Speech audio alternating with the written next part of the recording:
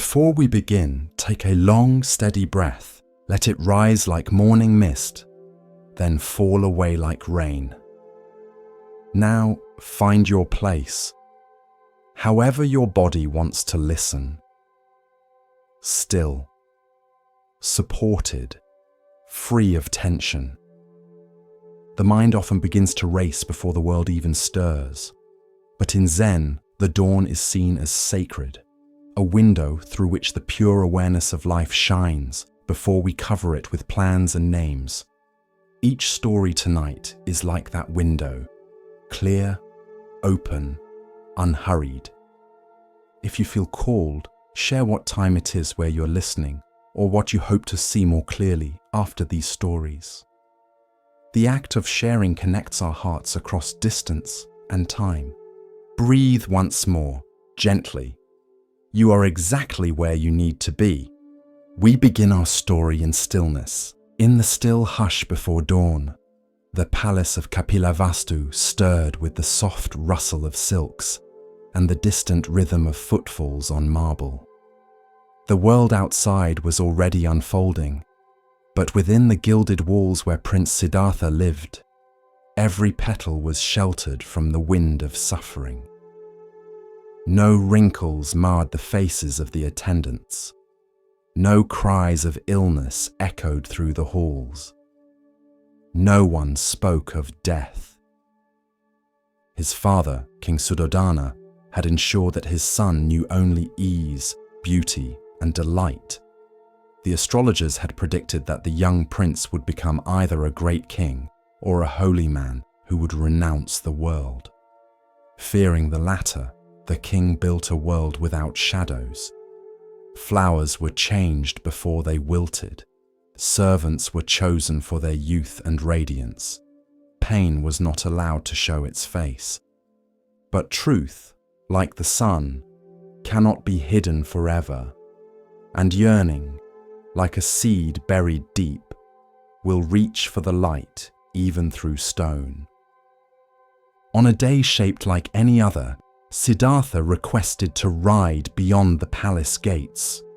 He was 29, cloaked in fine fabric and surrounded by careful illusions. Yet something inside him whispered of incompleteness, like a bell struck in the distance that would not stop ringing. There was a tightness in his chest he could not name, a hollowness that no feast or dance could fill. The charioteer Channa guided the prince through the streets of the city. The morning was bright, the people beautiful, the air filled with jasmine. Musicians played in courtyards, children laughed in sunbeams, all seemed perfect. But then the illusion cracked. At the edge of a quiet street, they saw a man hunched and trembling. His hair was white, his back bowed by years. His skin sagged like parchment, and his hands clutched a stick. He moved slowly, as though the air itself had thickened around him. Siddhartha leaned forward. "Channa," he asked, "what is wrong with that man?" "That is old age, my lord," Channa replied. "It comes to all who live long. The body weakens, the bones bend, the senses dull. No one escapes it." The prince stared at the man as he passed, the way he paused to catch his breath, the way his eyes seemed clouded with time. Siddhartha's hands gripped the side of the chariot. "Will this come to me?" he asked. "Yes, my lord, to you, to me, to all." Siddhartha fell silent. The first veil had lifted. The garden he had lived in was not eternal. Beneath the fragrance was decay. Beneath the music was silence. The next day, restless and inwardly stirred, he asked to go again. And again the world revealed another layer. As they turned a corner, Siddhartha saw a man collapsed by the roadside. His face was contorted in pain, his skin grey and clammy. His limbs twisted unnaturally, and he coughed as if his lungs were full of fire. "And this?" Siddhartha asked. "This is sickness, my lord," Channa said gently. "It strikes without warning. It takes the strong and lays them low. There is no rank or title that shields against it." The prince watched as a woman tried to cool the man's brow, her eyes wide with helplessness. A child clung to her skirts. Siddhartha turned away, but the image would not leave him. How many in his palace had hidden such suffering behind closed doors? How much of the world had he not seen? On the third day, the air hung heavy with heat. A solemn hush drifted through the streets.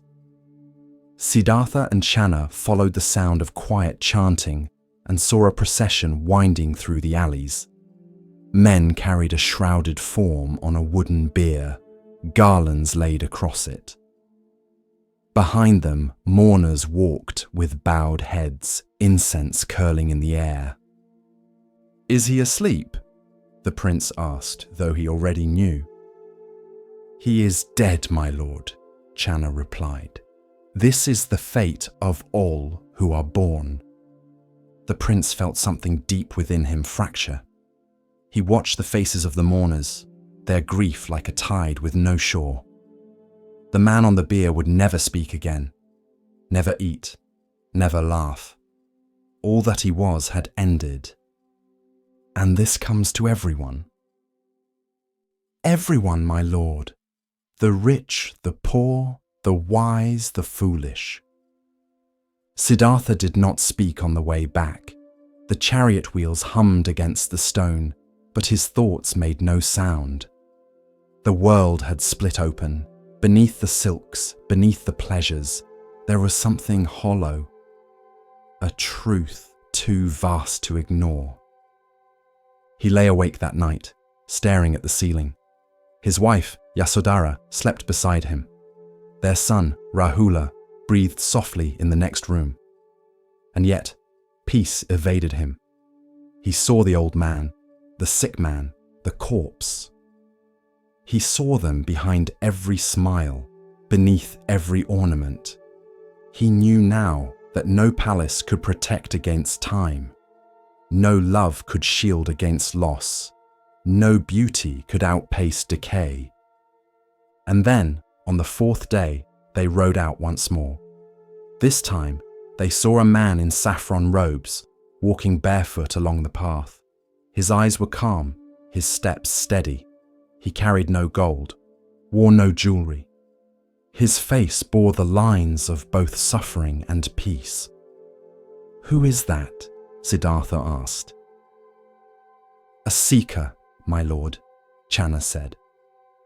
"One who has renounced the world to find the path beyond birth and death. One who walks in search of freedom." Siddhartha watched him until he vanished into the distance. No guards flanked him, no luxuries trailed behind, and yet something about the man radiated a serenity deeper than anything Siddhartha had known. That night, the prince stood at the edge of his sleeping son's cradle, not daring to wake him. He touched the boy's soft cheek, his heart torn between two loves, the love of his family and the love of truth. He stepped into the garden one last time, its scent bittersweet. He bowed before the moonlit statue of his ancestors, and with each step toward the gate, he shed a piece of his former self, his earrings, his sword, his silks. He left that night, into the forest, into silence, into the unknown. The four sights had shattered his illusion, but they had also opened the gate. And on the other side of that gate was the beginning of a path. The path that would change the world. The sun shimmered over the canopy of an ancient forest, casting dappled light onto the wide, glistening river that snaked through its heart. The air was rich with the scent of ripe fruit and warm leaves. Birds called lazily from the branches, and deep in this green sanctuary, there lived a great band of monkeys, free, agile, unafraid. They were led by a king, not crowned with gold nor seated on a throne, but known by every heart in the jungle as a being of rare strength, deep wisdom, and boundless love. He was the Buddha in a past life, and his name was whispered with reverence among the trees, Mahakapi, the great monkey king. The troop followed him not out of fear, but from trust. He chose the ripest fruit for the weakest among them. He led them across rivers in flood. He taught the young how to leap and the old how to rest. And when predators stalked the forest floor, he stood between his people and the teeth of death. But even such noble creatures cannot stay hidden from the eyes of kings.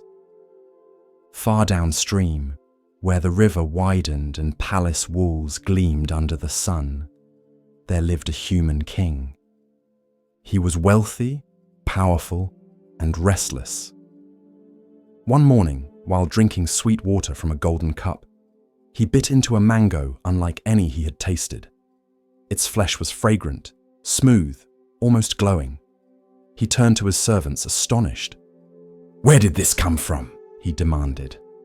A trembling servant bowed low. "From the northern forest, Your Majesty. It was carried by the river." The king stood. "Then that forest shall be mine." And so he rode, hundreds of soldiers at his back, their armor clinking like distant thunder. Across plains, over hills, and into the great northern woods they marched, until they reached the grove where the mango tree stood. Its branches curved wide, heavy with golden fruit. And high in its arms, the monkeys feasted.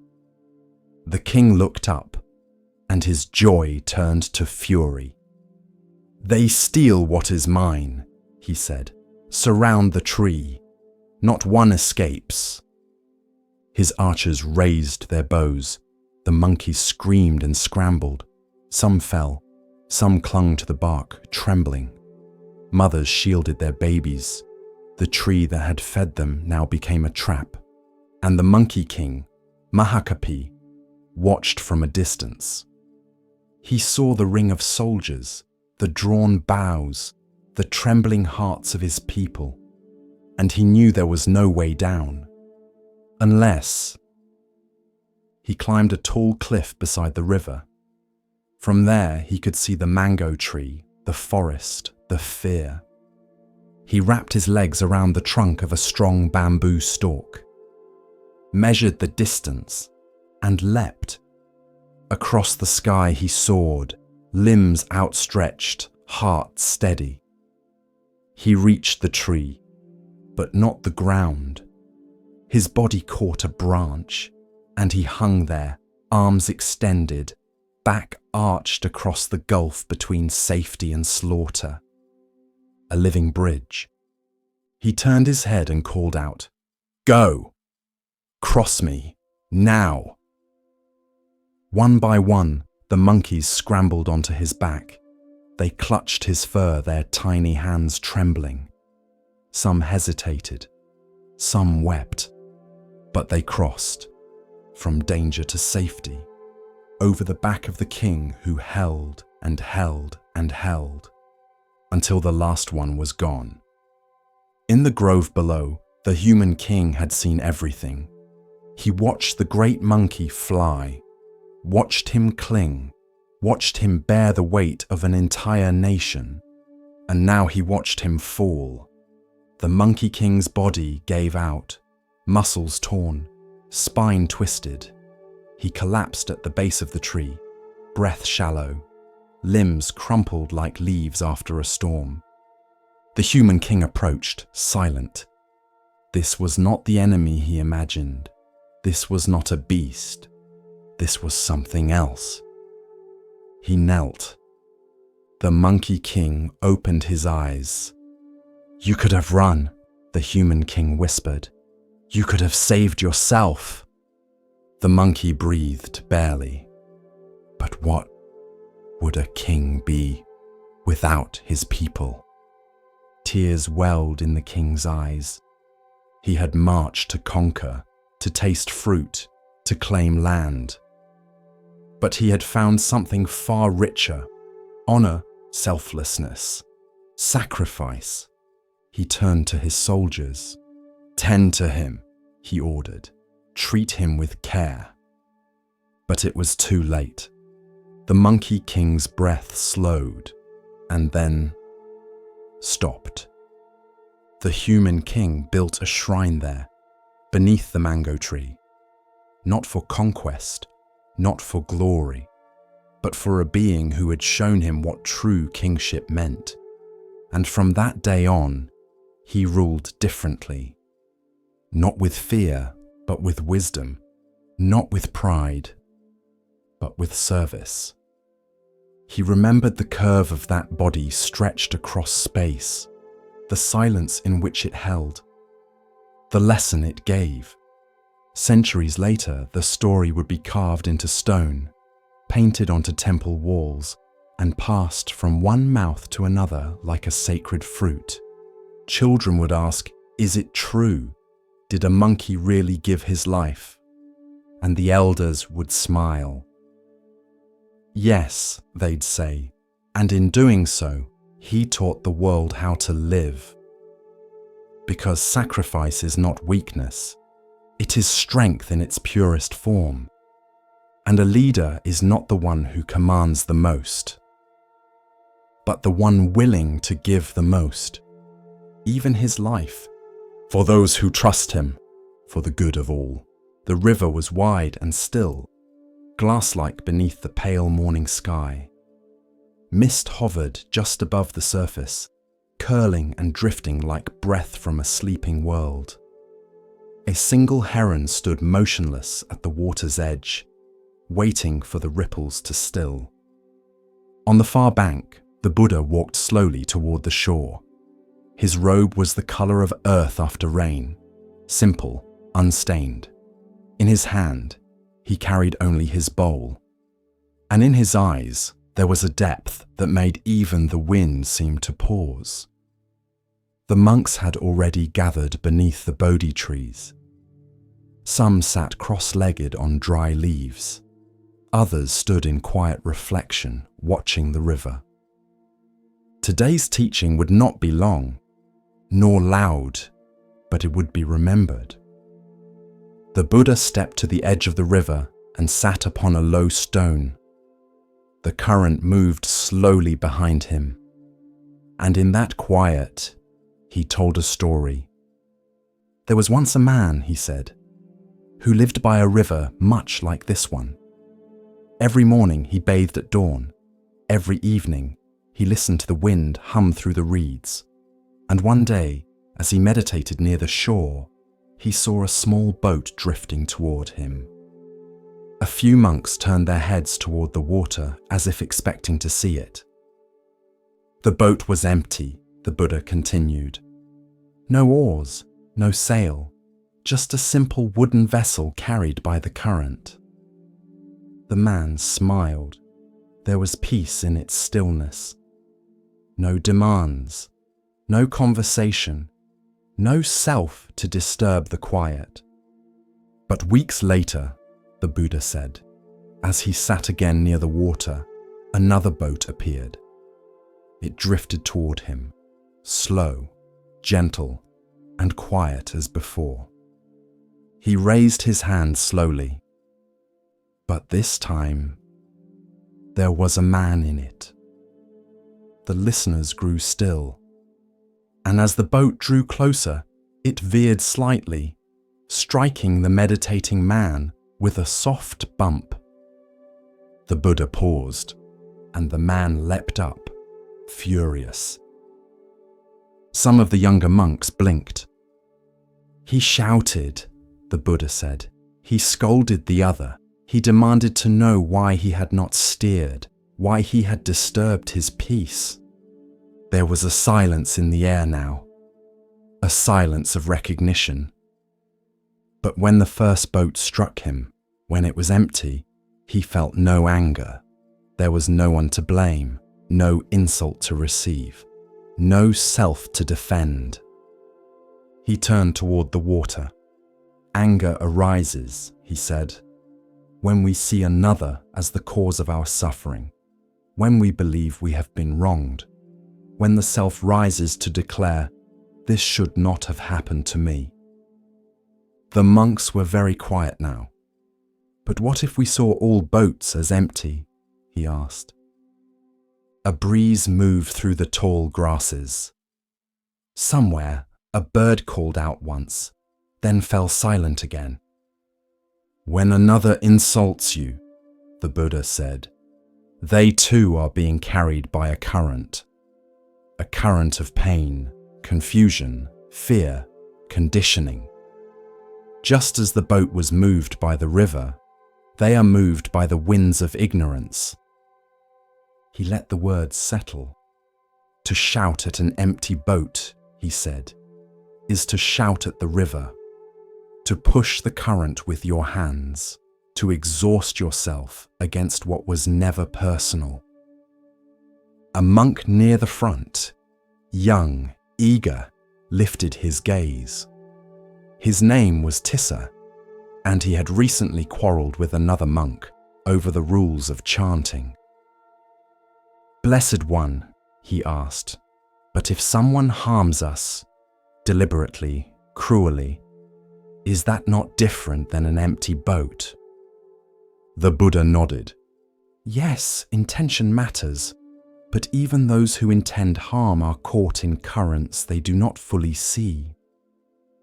He looked gently at Tissa. The man who lashes out is often protecting a wound. The woman who lies is often afraid. And when you react with anger, you are caught in your own boat, convinced it has a captain, steering by will. A senior monk, older with a weathered face and a calm demeanor, bowed slightly.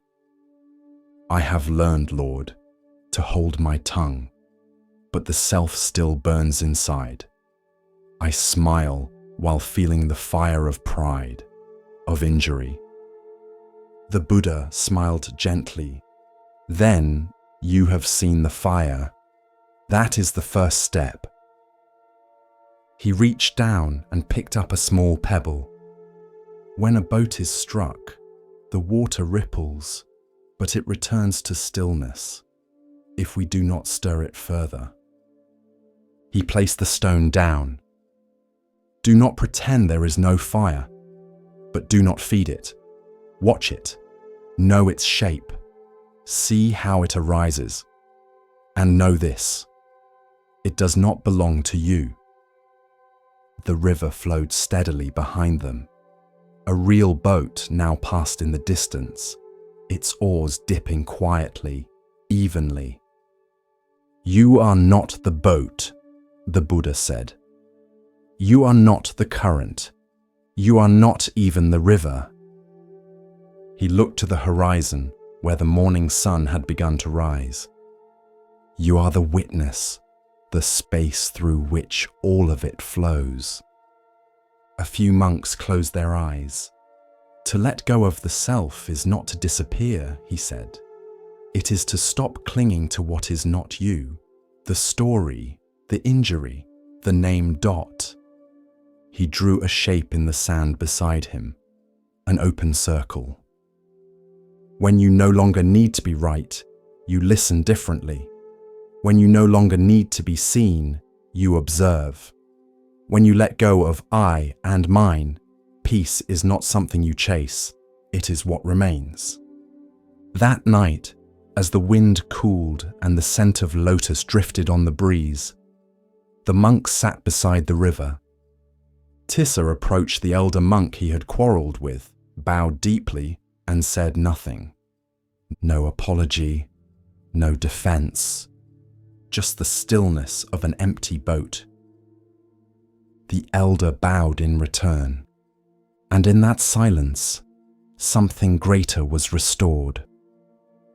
In the years that followed, the teaching of the empty boat would spread like a soft echo, across rivers, over mountains, into cities and quiet huts. Not as doctrine, but as insight. That much of what we suffer is born from the illusion of a fixed self. That the insult, the injustice, the anger are often just ripples in a river that does not know your name. And when you learn to see each passing vessel as empty, not meaningless but free of blame, then you too can drift more lightly. Letting go, not to vanish, but to float. Still, aware, unmoved by the waves of the world, like the Buddha that morning by the river, watching everything and holding nothing. As we continue our journey through the wisdom of Zen Buddhism, let us turn to a tale about recognition and the true nature of worth. This is the next story. In a mountainside monastery carved from stone and silence, there lived a monk known for his rage. He was not a novice, not undisciplined, not cruel, but when the fire came, it came fast, like wind through dry leaves, like lightning on still water. His name was Anjun. Years before, he had left behind a life of status and noise. A wealthy merchant's son, he had walked away from gold, from servants, from praise. He shaved his head, took the robe, entered the path, and tried to be still. But stillness did not come easily. Not for him. While other monks sat like stones in meditation, Anjun's thoughts raced. While others bowed gently in morning light, his mind bristled at small slights, careless words, slow movements. He clenched his teeth, gripped his mala beads too tightly, snapped at those who asked too many questions, and always afterward, he regretted it. One morning, a young monk accidentally spilled tea on his robes. Anjun stood. His voice rose like thunder in the sacred hall. "You call this mindfulness?" The novice bowed deeply, trembling, but the damage had been done. Silence followed, heavy and sharp. That evening, the abbot summoned Anjun. He did not scold, did not instruct. He simply handed Anjun a small, empty bowl. "Hold this," he said, and walk to the old pine tree at the edge of the cliff. Sit there until the bowl is full. Anjun blinked. "The bowl is empty." The abbot nodded. "Fill it with stillness." So Anjun went. The pine tree stood crooked against the sky, its needles sharp as whispers, its trunk weathered by time. Anjun sat beneath it, bowl in lap, confusion in heart. How could he fill a bowl with something that couldn't be seen? Hours passed. Birds called. Clouds shifted. His legs ached. Still the bowl remained, empty. Still his thoughts churned. "This is foolish. I should be studying. They're laughing at me back at the monastery." The fire stirred again, that old familiar heat. He stood up, ready to leave, but paused, and for the first time, he looked. At the bowl, at the tree, at the sky opening quietly beyond the cliffs, and something softened, not a release, but a noticing that his mind was loud and the world was not. He sat again, not to succeed, not to prove, but just to be. Days passed. He returned each morning, sometimes with anger, sometimes with peace, sometimes with tears, always with the bowl. He began to notice his breath. Not control it, just notice. He began to feel his thoughts, not as commands, but as weather. They came, they went. One day, a beetle crawled across the bowl's rim. Anjan did not flinch, did not swat it away. He watched it, felt its tiny weight, its gentle effort, and whispered, "Thank you." Weeks later, he returned to the abbot. The bowl was still empty, but his eyes were not. They were clear, software still. The abbot smiled. "Did you bring what I asked for?" Anjan bowed. "I did not fill the bowl with stillness, but I emptied it of everything else." This is the story of the angry monk, and how fire, when met with space, becomes warmth.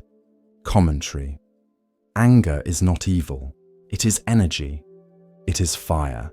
And fire can cook food or burn down temples. The Dharma does not teach suppression. It teaches transformation.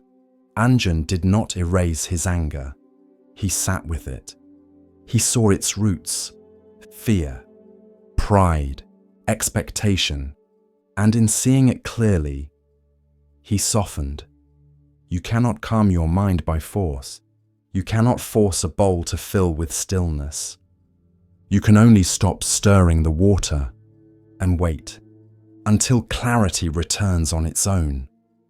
We all carry bowls, and we all try to fill them with achievement, with reaction, with rightness, with control, but the wisest among us know.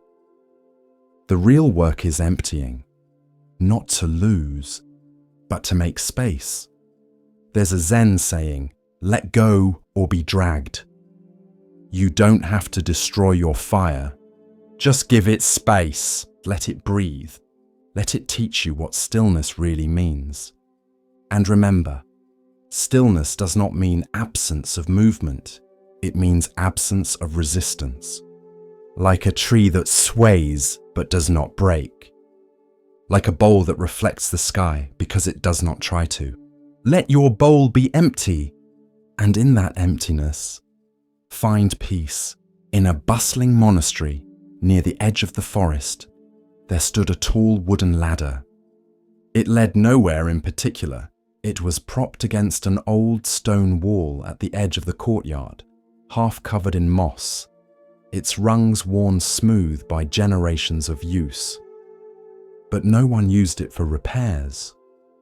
No one climbed it to reach anything. It was part of a practice, a koan in physical form, a ritual passed down from teacher to student, without ever being fully explained. Each new monk during their first week was asked to climb the ladder. No instructions, no context, just climb. Some did so eagerly. Some hesitated. Some asked, "What's the point?" The elder monks would only smile and say, "You'll see." One by one, the novices ascended. Halfway up, some laughed. Some grew nervous. Some clung tightly and looked down, unsure why they were up there at all. And eventually they came down, some with a shrug, some with a question, some with a strange quiet in their chest. One student, clever and ambitious, asked to climb the ladder a second time. Then a third. He began to climb it every morning, faster each time. He polished the rungs, measured his speed, counted steps. Soon, he believed himself the best climber in the monastery. "Look how steady I am," he told a fellow monk. "Look how others struggle, but I've mastered it." The old teacher heard him, but said nothing. Not yet. Then one foggy morning, the student climbed the ladder again.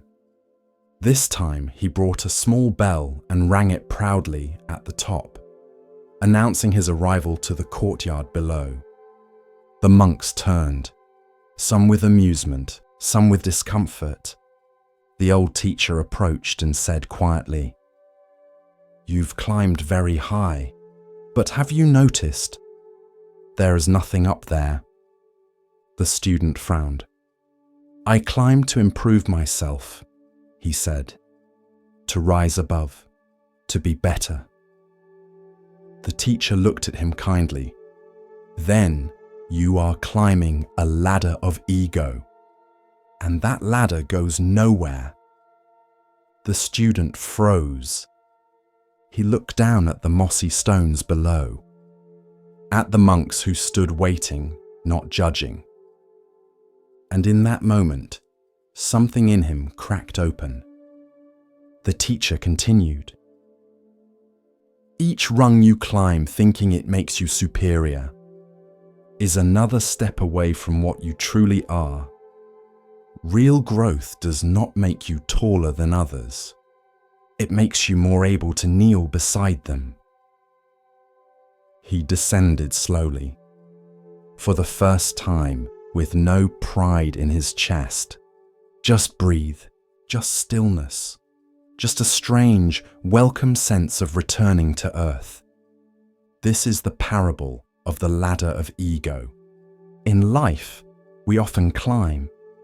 Status, wealth, validation, mastery, spiritual progress, intellect, fame. Each rung promises something.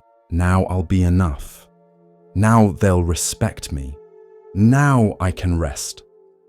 But at the top, we often find nothing. No summit. No answer. Just more sky. The Buddha warned of this subtle trap. The ego does not always show itself through arrogance. Sometimes it appears as spiritual pride, as goodness that separates, as quiet superiority disguised as humility. True awakening is not a climb, it is a return, a coming back to the place where there is nothing to prove, no one to impress, no summit to reach, only presence, only now. There's an old Zen story. A young man asked a master, "How long until I am enlightened?" The master replied, 10 years. "And if I try very hard?" The student asked. 20, said the master. "The harder we climb in pursuit of self, the farther we drift from what is not self. The more we grip the ladder, the more we miss the ground." Commentary: the ladder of ego is invisible, but heavy. It lives in comparison, in judgment, in the quiet belief, I'm a little better than them. Even in spiritual practice, it whispers, "Look how mindful I am. Look how patient I've become. Look how others still struggle." But real growth is silent. It doesn't need a bell at the top. It rings quietly in the heart and says, "Let go." You may climb, yes, but ask, why? If the climb brings you closer to compassion, keep going. If it takes you farther from others, come down. Sometimes the real practice is to descend, to sit beside, to listen, to walk with, not above. In the monastery courtyard, the ladder still stands, weathered, unused, but not forgotten. Now, it serves as a reminder, not of reaching, but of returning. He was the oldest monk in the monastery. No one quite remembered when he had arrived. He had been there before the abbot, before the bell tower was built, before the bamboo grove behind the kitchen had taken root. They called him Elder Wen. His robe was patched at the sleeves, his back curved like a bowed reed, and his eyes were always smiling, like he had seen something long ago and never forgotten it. He didn't teach, not formally, but every morning he lit the incense before dawn. Every afternoon he watered the moss around the garden stones. and in the evening, he swept the meditation hall in silence, the broom moving in time with his breath. You could walk past him and miss him entirely, unless you were paying attention. Then you would feel it, that quiet radiance, like sitting near a warm lamp on a winter night. One spring, Elder Wen stopped coming to morning service. He didn't light the incense, didn't sweep, didn't bow. He stayed in his small corner room beside the main hall, lying on his straw mat with hands folded gently over his chest. He was dying. The news spread quickly. Monks whispered in the corridors. Some feared, some mourned. Some tried to distract themselves with chores. But one by one, they made their way to his room. To say goodbye, to ask for wisdom, to seek some final teaching. But Elder Wen said almost nothing. He just smiled. That same soft smile, unmoved by sorrow, unafraid of what came next. One young monk sat at his side and finally asked, "Master, are you not afraid?" Elder Wen opened his eyes. "Afraid of what?" he whispered. "Of leaving." The old monk chuckled softly, a sound like wind through dry leaves. "Leave where?" He looked around his humble room. "There is nowhere to go." Another monk asked, "What is your final instruction?" Elder Wen blinked slowly, then raised one trembling hand and pointed to the teacup beside his bed. It was half full. The tea had long gone cold. But the sunlight touched it just so, glinting off the rim. He smiled again, then closed his eyes, and that evening, he passed. As gently as a flame curling into smoke. No struggle, no fanfare, just a long exhale. And stillness. The monks held a memorial. They chanted sutras. They carried his body wrapped in white cloth to the forest. But what they remembered most was not the ceremony. It was the smile. This is the story of death without fear. The final bow of a life lived in awareness. Commentary. In the West, we prepare for death with wills, hospitals, and quiet dread. We pretend it is far away, or we avoid it entirely. But in Zen, death is not the enemy. It is the mirror that shows you whether you were truly alive.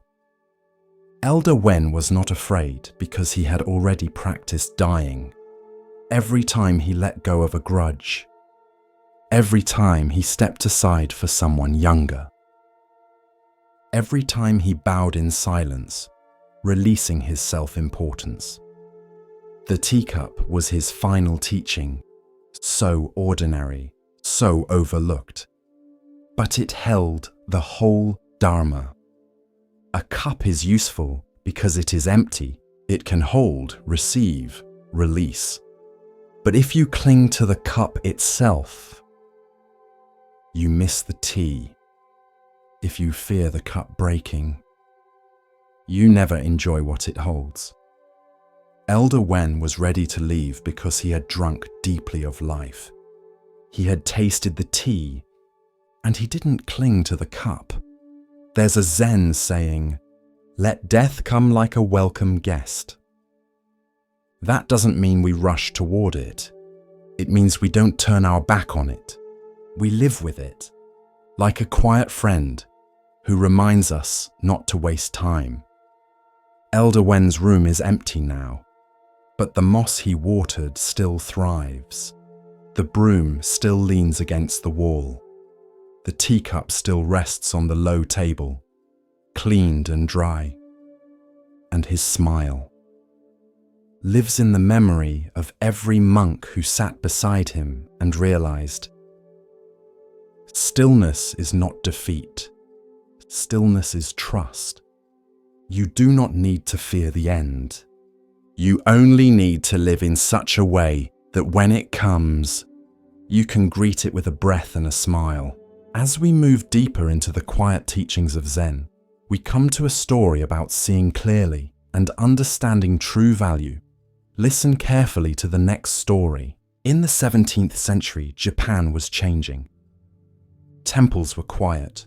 Monks walked with their hands folded inside sleeves, heads bowed against the cold wind of politics, poverty, and war. But in Kyoto, a monk named Tetsugen Doko had a dream: to bring the sutras, the sacred texts of the Buddha, to the people. Not locked away in elite monasteries, not spoken only in the high Chinese script of scholars, but printed in Japanese, on paper, so the common farmer, the weaver, the rice merchant, and the child sweeping the temple steps could read the Buddha's words. He would print them, all of them, in woodblock form, an enormous undertaking. Tetsugen began with nothing, no paper, no ink, no press, no woodblocks, just a robe, a bowl, and a vow. So he travelled the countryside, bowl in hand, asking for donations, not for himself, but for the words of the Dharma. At first, people were skeptical. A monk with no monastery, a printing press as a spiritual act. But Tetsugen spoke with quiet conviction. He did not pressure. He did not persuade. He simply bowed and spoke of a dream where truth could be read by all. And slowly, the donations came. Coins, rice, a silver hairpin from a widow, a child's carved flute. One woman brought a single perfect sheet of handmade paper and said, "I cannot read, but may this help someone who can." Years passed. Tetsugen travelled through mountain towns and port cities. He walked in sun, in snow, in silence. The money piled up, not in bags, but in faith, until finally, he had enough. Enough for paper, ink, carvers, labour. The work could begin, but then disaster struck. The Uji River flooded. A great famine swept across the land. Families went hungry. Children cried into bowls of water. And Tetsugen looked at the money he had gathered. He did not hesitate. He gave every coin to relief.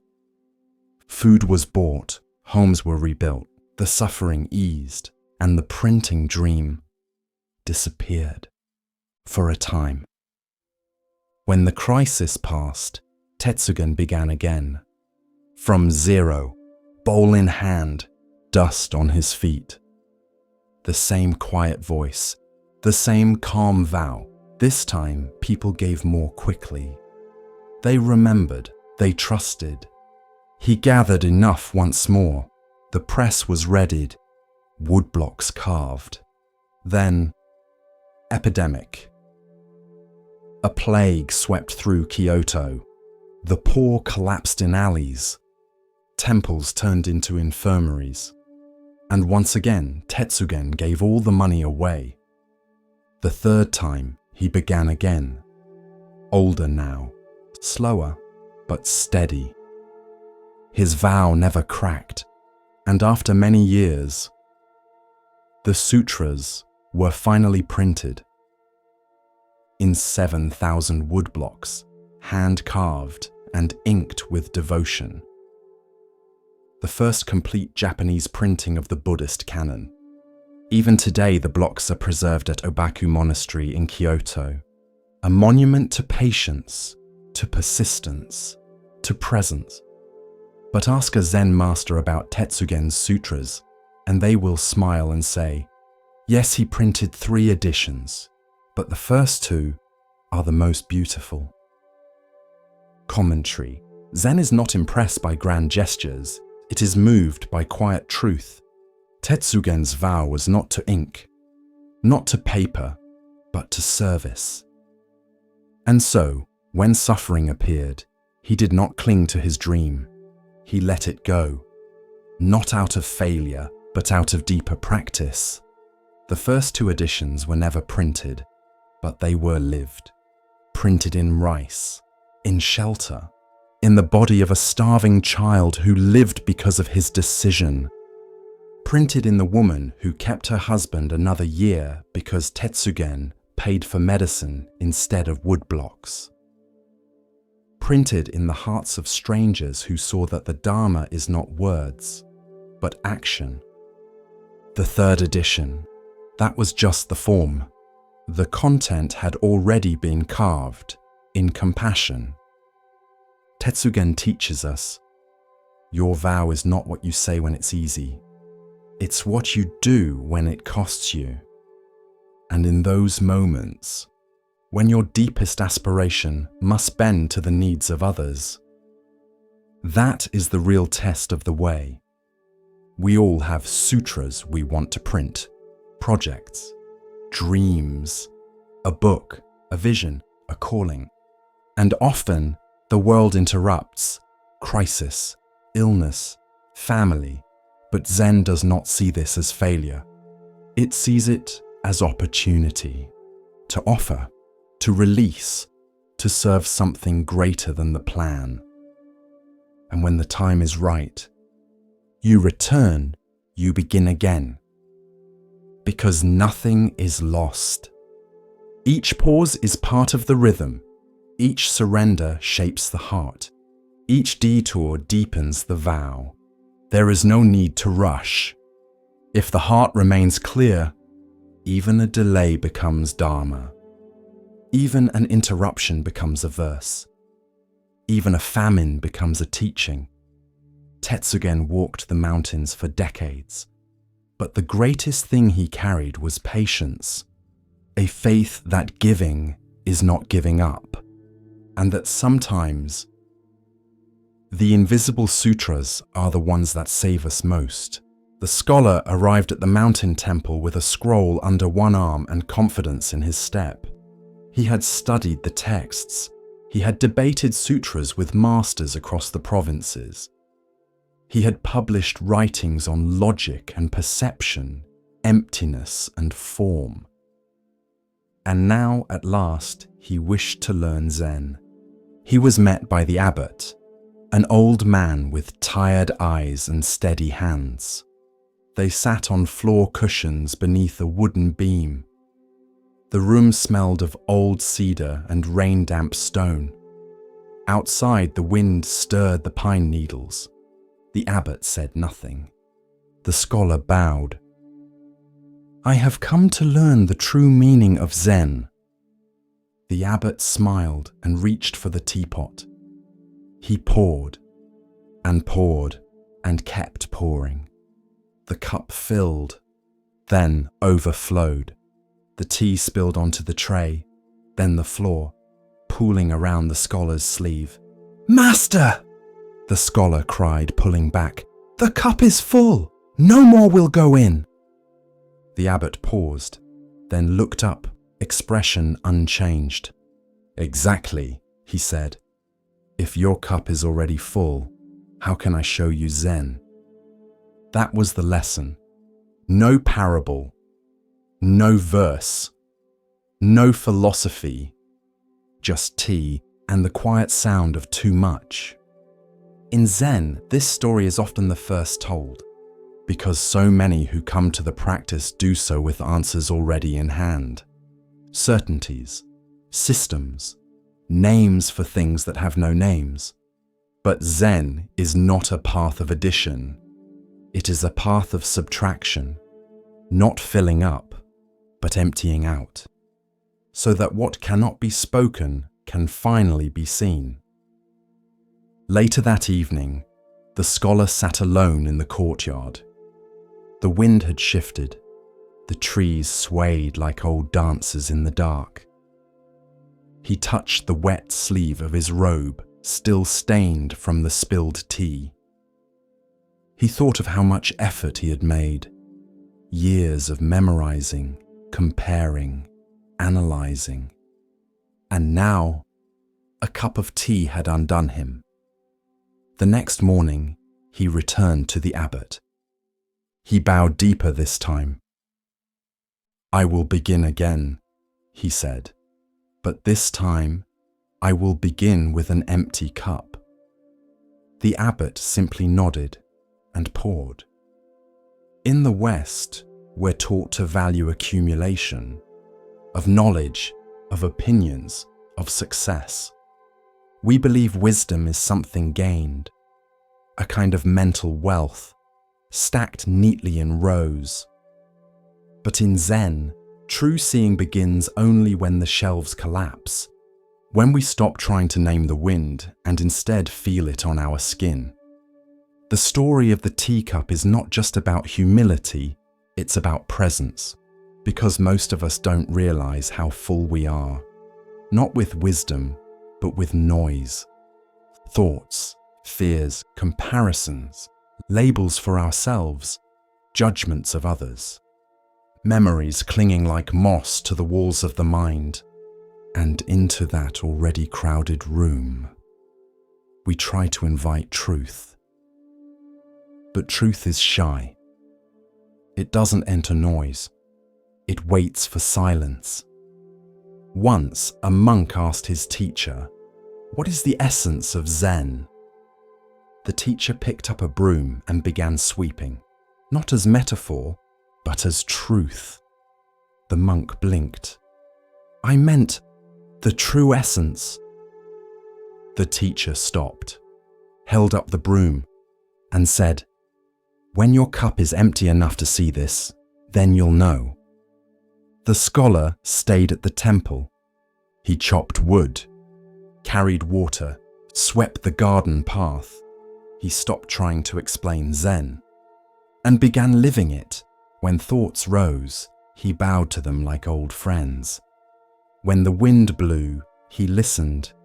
He stopped speaking about emptiness in essays and began to taste it in his bones. One afternoon, while washing bowls, another visitor arrived, a young academic from the capital, eager, brilliant, hungry for answers. He asked the abbot, "Master, what is Zen?" The abbot reached for the teapot. The scholar, now older and humbler, smiled gently and whispered under his breath, "Careful, your cup is already full." Commentary. We often think that wisdom means knowing more. But in Zen, wisdom is the art of unknowing, not ignorance, but freedom from the clutter of should and must, from the heavy robes of "I already know." To be empty is not to be void, it is to be receptive, to hold space for what arises, without grabbing it, without turning it into a theory. A teacup holds tea because it is empty. A mind holds peace because it is still. You cannot pour into what is already overflowing.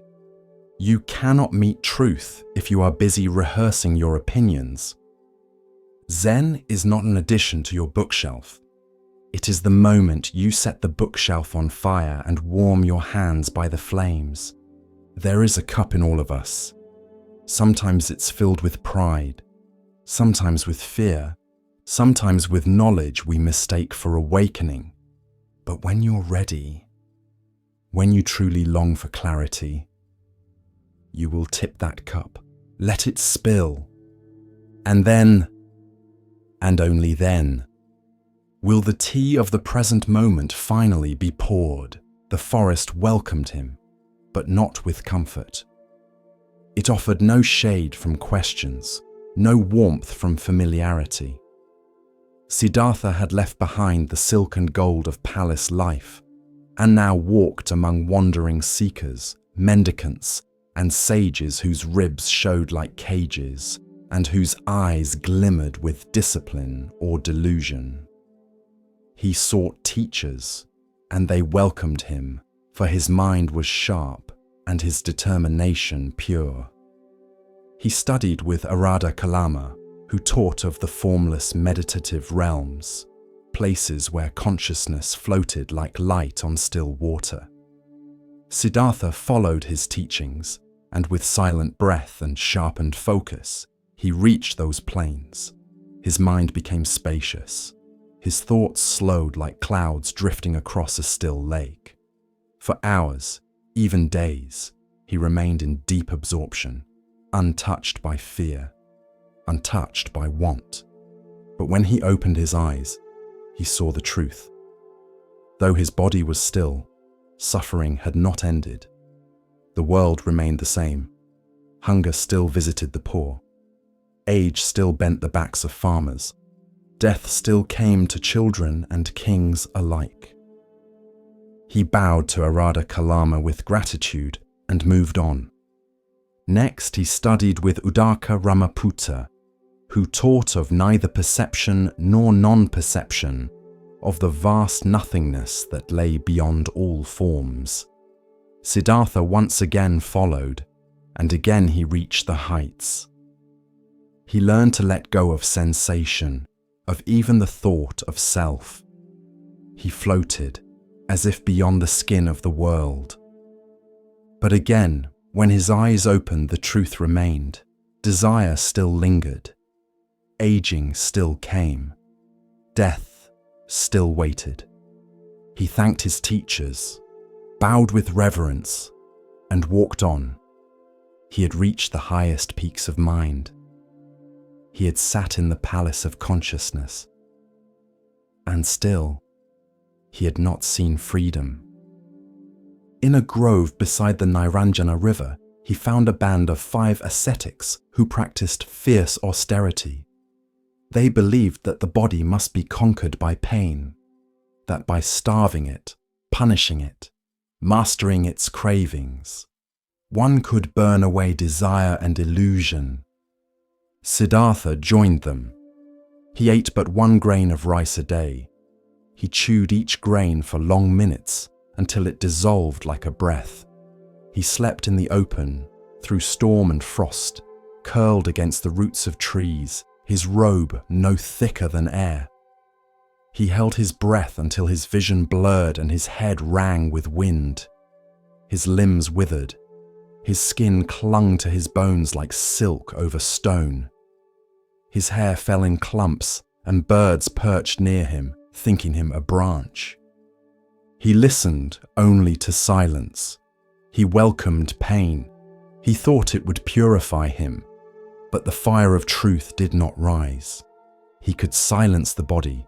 He could silence even the mind, but the ache remained, the ache that asked, why do we suffer? Why do we cling? What ends the endless turning of sorrow? One day, as he bathed in the river, he collapsed from weakness.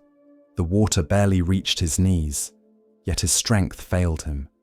His vision dimmed, the world tilted. A young girl named Sujata saw him and, moved by compassion, offered him a bowl of rice milk. Her hands trembled as she knelt before him, unsure if he was a spirit or a dying man. The milk was warm, the grains soft. As it passed his lips, his body stirred, not with indulgence, but with remembrance. The body was not the enemy, nor was the world. In that moment, clarity dawned. This was not failure, this was insight. Neither indulgence in luxury, nor torment of the flesh had freed him. He had lived both extremes. He had walked both shores, and both had kept him bound.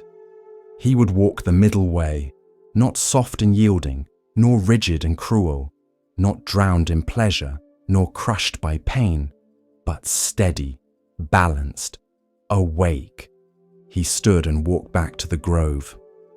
The 5 ascetics saw the softness in his step, the colour in his cheeks, and they scorned him. He has abandoned the path, they whispered. He has turned back to comfort. But Siddhartha knew better. He did not argue. He did not explain. He simply bowed and walked on. At the edge of the forest stood a great fig tree whose roots plunged deep and whose branches reached like arms toward the sky. Siddhartha looked upon it and knew, here he would sit, here he would wait. He gathered dry grass for a seat. He placed his back to the tree. He crossed his legs, rested his hands in his lap, and drew a deep, even breath. He made a vow, though my skin withers, though my bones turn to dust, I will not rise from this seat until I find the end of suffering. The sun passed. The moon rose. Birds quieted. Winds stilled. And in the silence the battle began, not with sword or shield, but with doubt and memory, fear and illusion. But that was the next story. For now he sat, still, the seeker who had tasted every path, now ready to look within. The next chapter had begun. With each step on the Zen path, a new lesson unfolds. Now we turn to a story about recognition, of self, of others, and of what truly matters. Listen carefully to the next story. In a sleek glass building downtown, an elevator rose and fell like breath.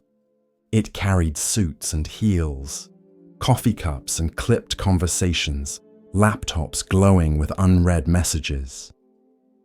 And in it stood Daniel. Crisp tie, polished shoes, phone always in hand. Eyes darting to the floor counter. 17, 18, 19, always up. Daniel worked in mergers and acquisitions. His days were booked in color-coded blocks. 10-minute meetings, lunches at his desk, even bathroom breaks planned with precision. He was good, efficient, respected, and completely unable to rest. The elevator was his chapel, the only place he stood still. And even then, his mind climbed faster than the floors. One day, the elevator stopped between levels. A soft jolt, a mechanical sigh, then stillness. Daniel exhaled, checked the buttons, pressed call, tapped the screen on his phone. No service. He cursed, then waited. 5 seconds, 10, a minute, no motion.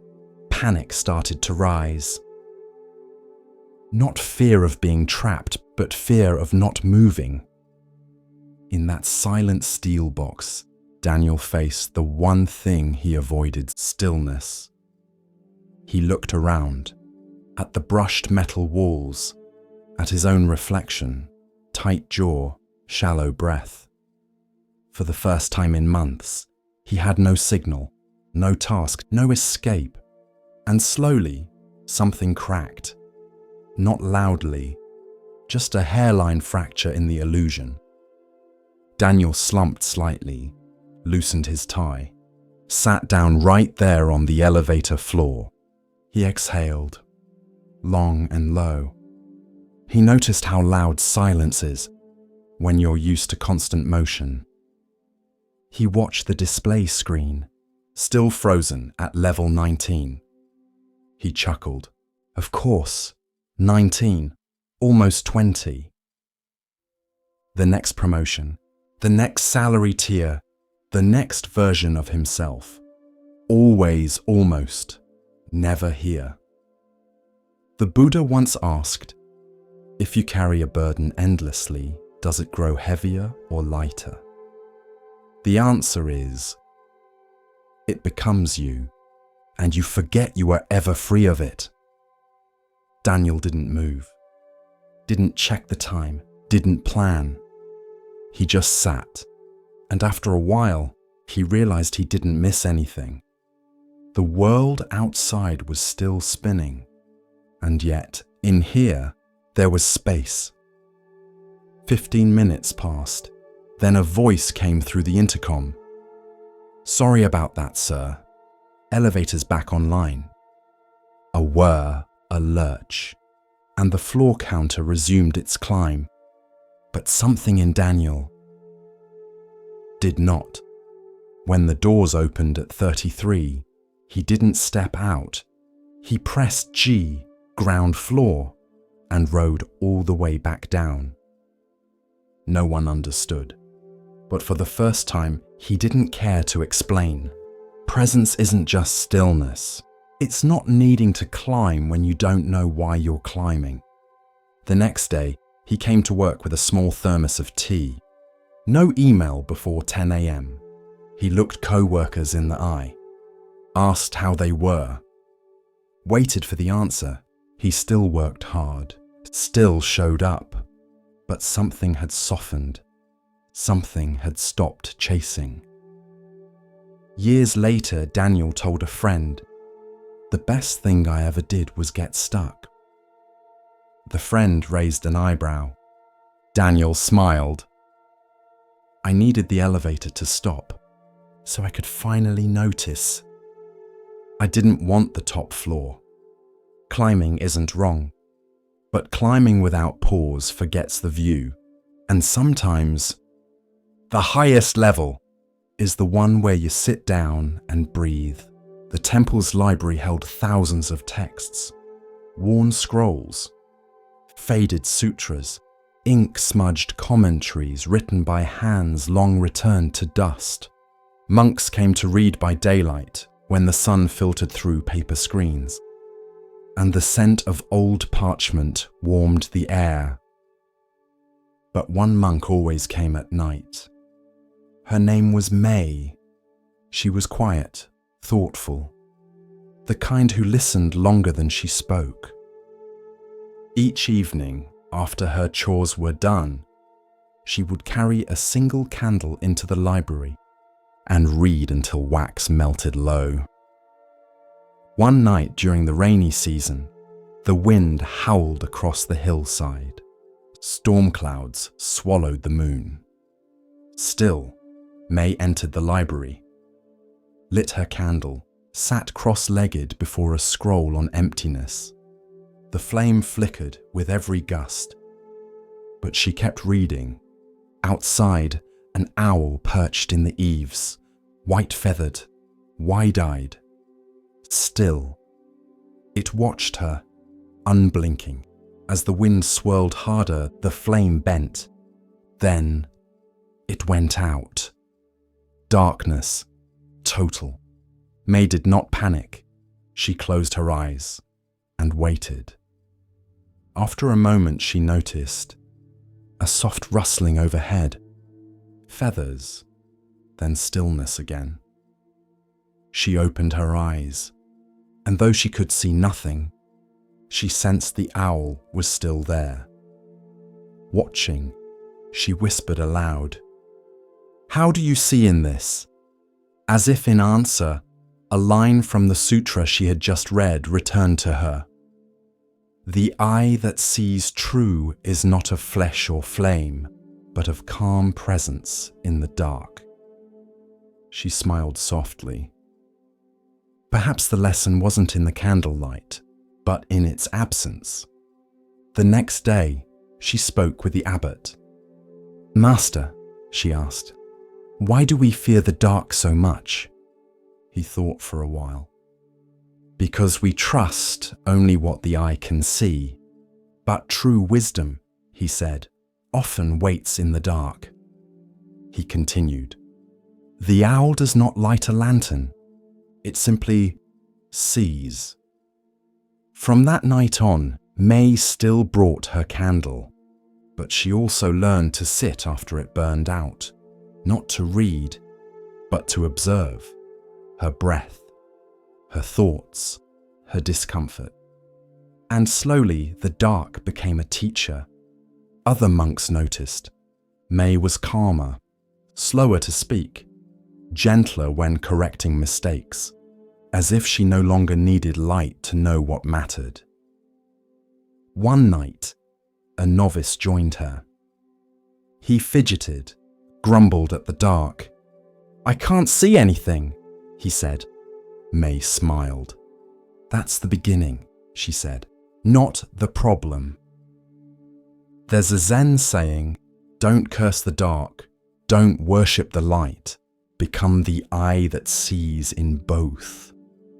The owl never flew down, never made a sound. But its lesson stayed with May until the end of her days.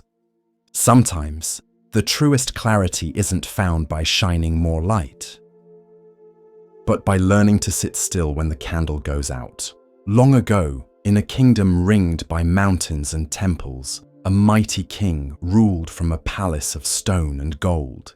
He was feared by his enemies, praised by poets, and followed by thousands. His armies stretched across the land. His wealth filled entire chambers, and his commands echoed through cities like thunder. But still, he was restless. Victory brought no peace. Praise faded quickly. Even sleep, wrapped in silk and guarded by soldiers, felt hollow. And so one morning, while gazing out across his kingdom from a marble balcony, the king spoke aloud. "Who in this world is greater than I?" A servant, sweeping quietly nearby, paused. "There is one," he said softly, eyes downcast. The king turned sharply. "Who?" "A sage," said the servant. "He lives alone in the forest, wears no crown, owns no gold. But they say he holds more peace in his silence than all your generals in battle." The king laughed. "A beggar in the woods, greater than me." But something in the servant's voice lingered. And later that night, when the court had gone quiet, the king summoned his best horse and rode out alone, disguised in simple robes, his face shadowed by the hood of a traveller. He rode for 2 days, through thick jungle, across rivers, past farmers and monks and children who did not bow. Finally, at the edge of a still grove, he saw a small hut beneath a Bodhi tree, and outside it, seated cross-legged on a flat stone, was the sage. No guards, no roof over his head, no possessions, just stillness, and eyes that did not flicker when the king approached. "You are the one they speak of?" the king asked. The sage nodded once. "I am one, of many." The king studied him. "You have no palace, no army, no throne, and yet people speak your name in reverence. Why?" The sage said nothing. The silence stretched, long enough for the king to feel his own voice echo. Finally, the sage opened his palm and motioned for the king to sit. The king hesitated, then obeyed. They sat together under the tree, as the wind moved gently through the leaves. No words, no commands, just presence. After a long while, the king said, "You are not afraid of me." "I see no king," said the sage, "only a man with questions." The king frowned. "I have conquered lands, broken enemies, shaped history. You think I have questions?" The sage met his eyes. "Then why are you here?" The king opened his mouth, closed it, and looked away. Because beneath the silk, beneath the crowns, beneath the noise, he had come not to test the sage, but to understand something he could not command. Finally he asked, "Why do people follow you?"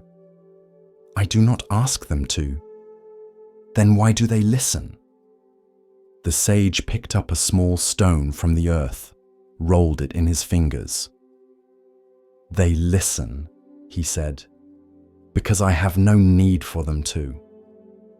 The king blinked. I lead armies, command cities, hold power over life and death, but still I'm not content." The sage nodded. "Because you mistake fear for respect, obedience for love, wealth for worth." The king stiffened. "Are you saying I am not powerful?"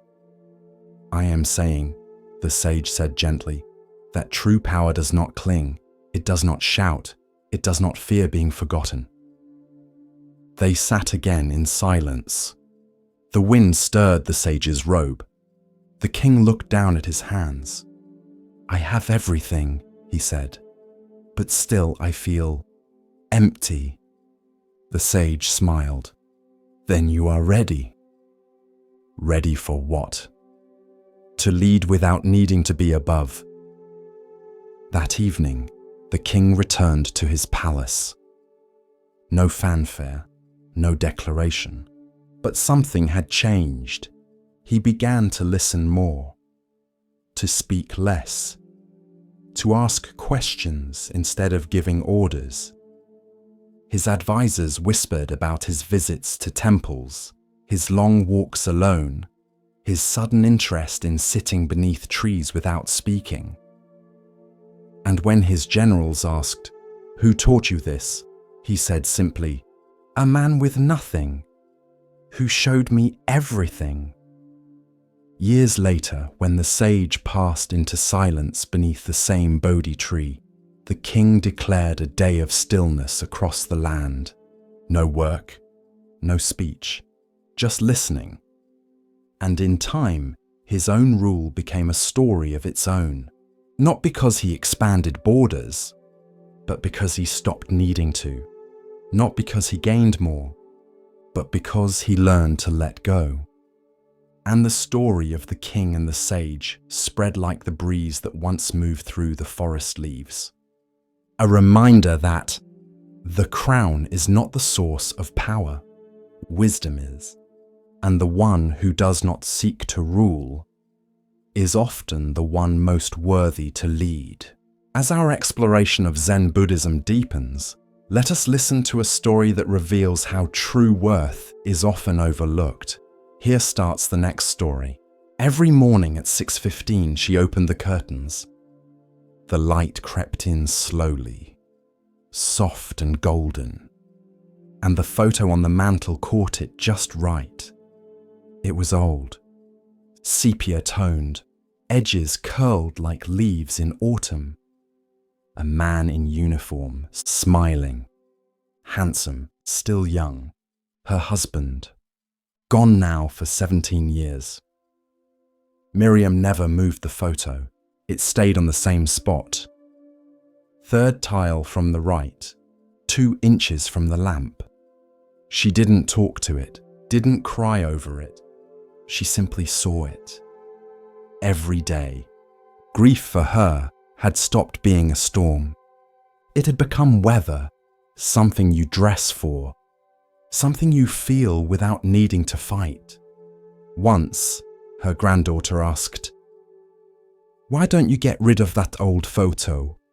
You have better ones on your phone." Miriam just smiled. That one isn't for looking. It's for remembering. Her husband had died in his sleep. No warnings, no pain, just silence. She found him in the morning, hands still curled as if holding a dream. She didn't scream, didn't collapse. She sat beside him, held his hand and whispered, "Thank you." People told her to be strong. She didn't try. She simply continued. At the temple nearby, the monks would speak of impermanence, of how everything changes, how attachment creates suffering. Miriam understood this. Not as an idea, but as a reality. She loved her husband deeply, but she did not clutch him. Even in his absence, she let him be gone. And in doing so, he never truly left. There's a Zen teaching. To hold a butterfly, you must open your palm. Miriam didn't keep a shrine, didn't tell his story over and over. She just lived in a way that would make him proud. She tended the garden they once planted together. She drank the coffee he used to brew. She folded his shirts one last time and gave them away. Not because she stopped loving him, but because she didn't want her love to become a cage. One day, a neighbor lost her husband. She came to Miriam, eyes red, voice shaking. "I don't know how to live without him." Miriam poured tea, sat with her, said nothing at first, then quietly offered, "You don't live without him. You live with the part of him that still breathes in you." The neighbor sobbed. And Miriam did not stop her. She just placed a hand on hers and let it be. Love doesn't end. It changes shape. And grief, too, is a form of love. One that knows how to bow. Miriam is older now, hands soft with age. Memories flickering at the edges, but she still opens the curtains each morning. Still lets the light find the photo, not to bring him back, but to let him go again, gently, lovingly, without holding. It was still dark when the monk lit the kitchen fire. Outside, the mountain air clung to the stones like breath not yet exhaled. Frost kissed the corners of the monastery walls, and the wind had not yet stirred the bell. But inside, the kitchen was alive. The Tenzo, the head cook, moved with quiet care.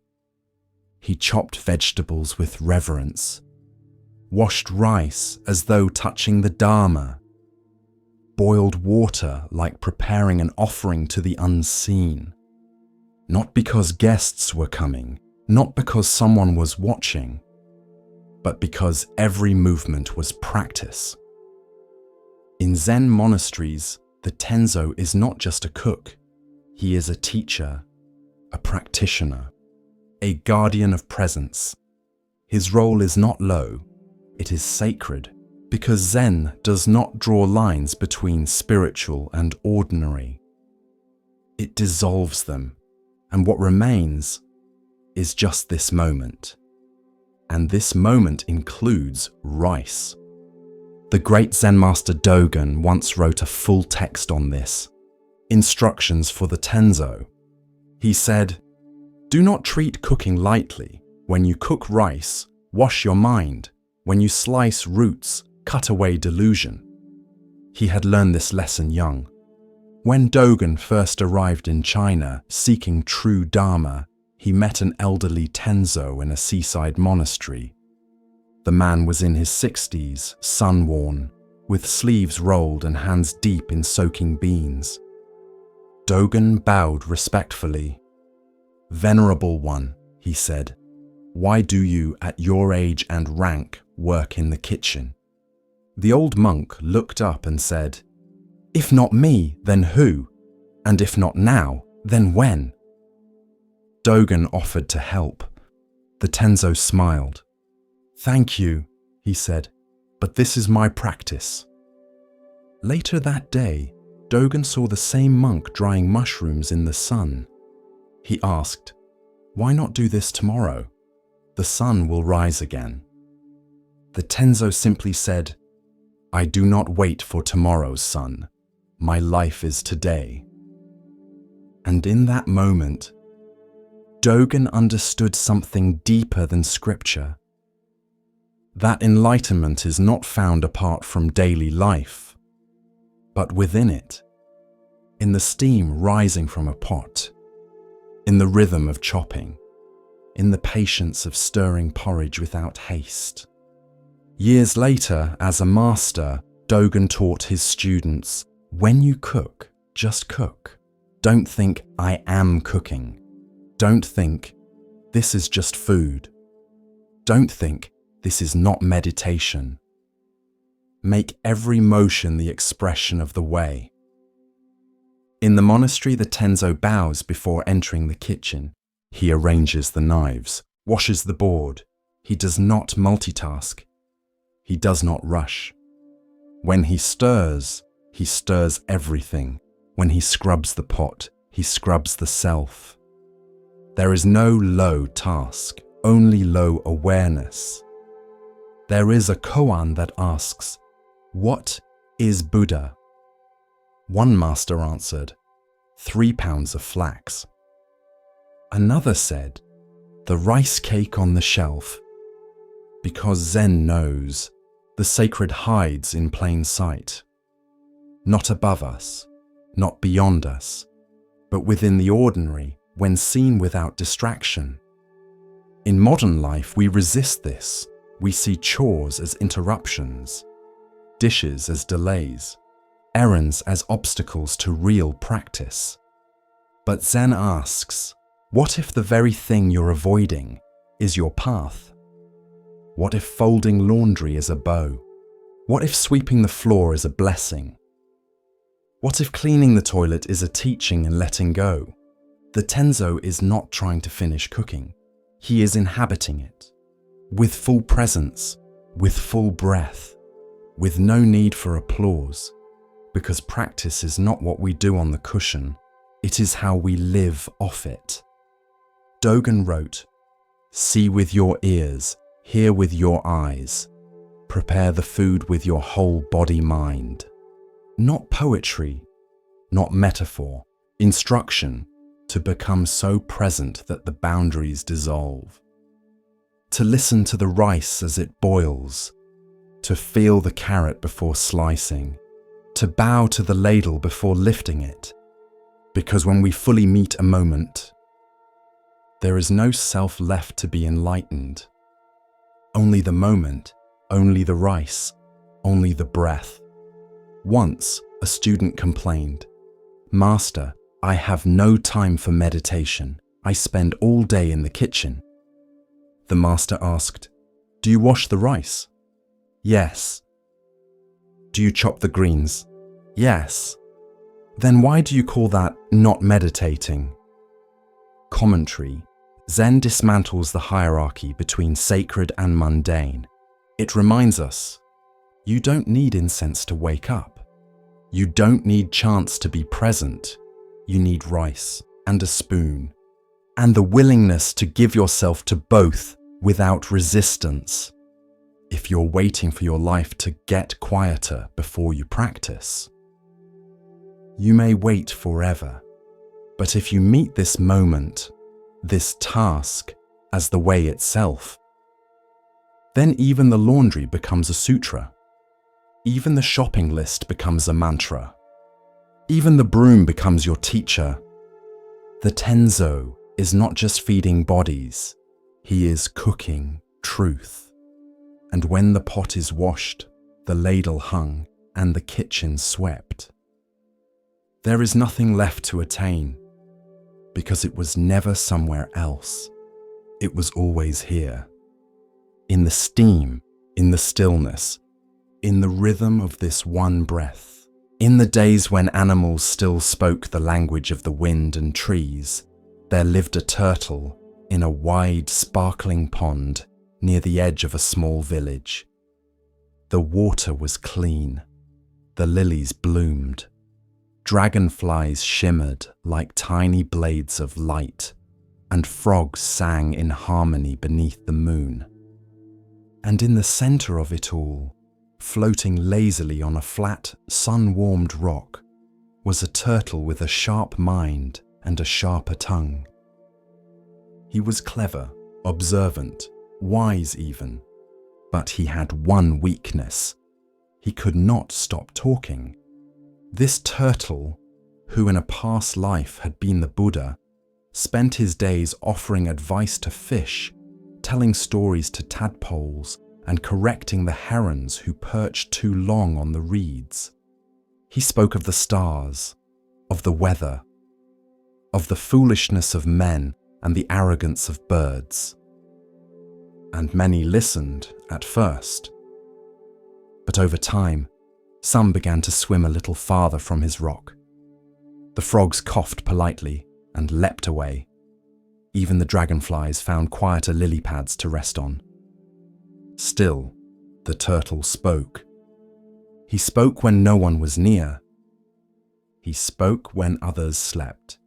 He spoke not to be heard, but because silence felt like drowning. One summer, the rains did not come. The sky cracked but gave no water. The pond shrank. Lilies withered. The fish moved deeper, their numbers fewer each day. 2 wild geese, passing overhead, noticed the shrinking pond and circled down. They landed beside the turtle and dipped their beaks in the muddy shallows. "This place won't last much longer," one said. "Soon it will be dry." The other nodded. "We should help whoever we can." The turtle, curious, swam closer. "Help? How?" The first goose blinked. "We will carry the small fish to deeper waters, and if you like, we can carry you too." The turtle's eyes widened. "You would do that?" "Of course," said the second goose, "but only if you can stay silent." "Silent?" the turtle echoed. "Yes," said the first. "We will hold a stick between our beaks. You must bite down on the center and hold on. But if you speak, even one word, you'll fall." The turtle hesitated. Not talk? For an entire journey? He looked around. The pond was shrinking. His friends were gone. The mud cracked beneath the sun. He took a breath. "Very well," he said. "I will be silent." The next morning, the geese returned with a sturdy stick. They each gripped one end in their beaks. The turtle bit down on the center with determination. Together, they rose into the sky, wings strong, the turtle dangling like a pendant between them. He had never seen the world like this before. Forests stretched like ocean waves. Rivers wound like silver ropes. Hills rolled beneath them like sleeping beasts. And far below, people looked up and pointed. "Look!" a child cried. "A flying turtle!" Laughter rippled through the village. A man shaded his eyes. "What a strange sight! A turtle who thinks he's a bird." They laughed louder. They clapped and jeered.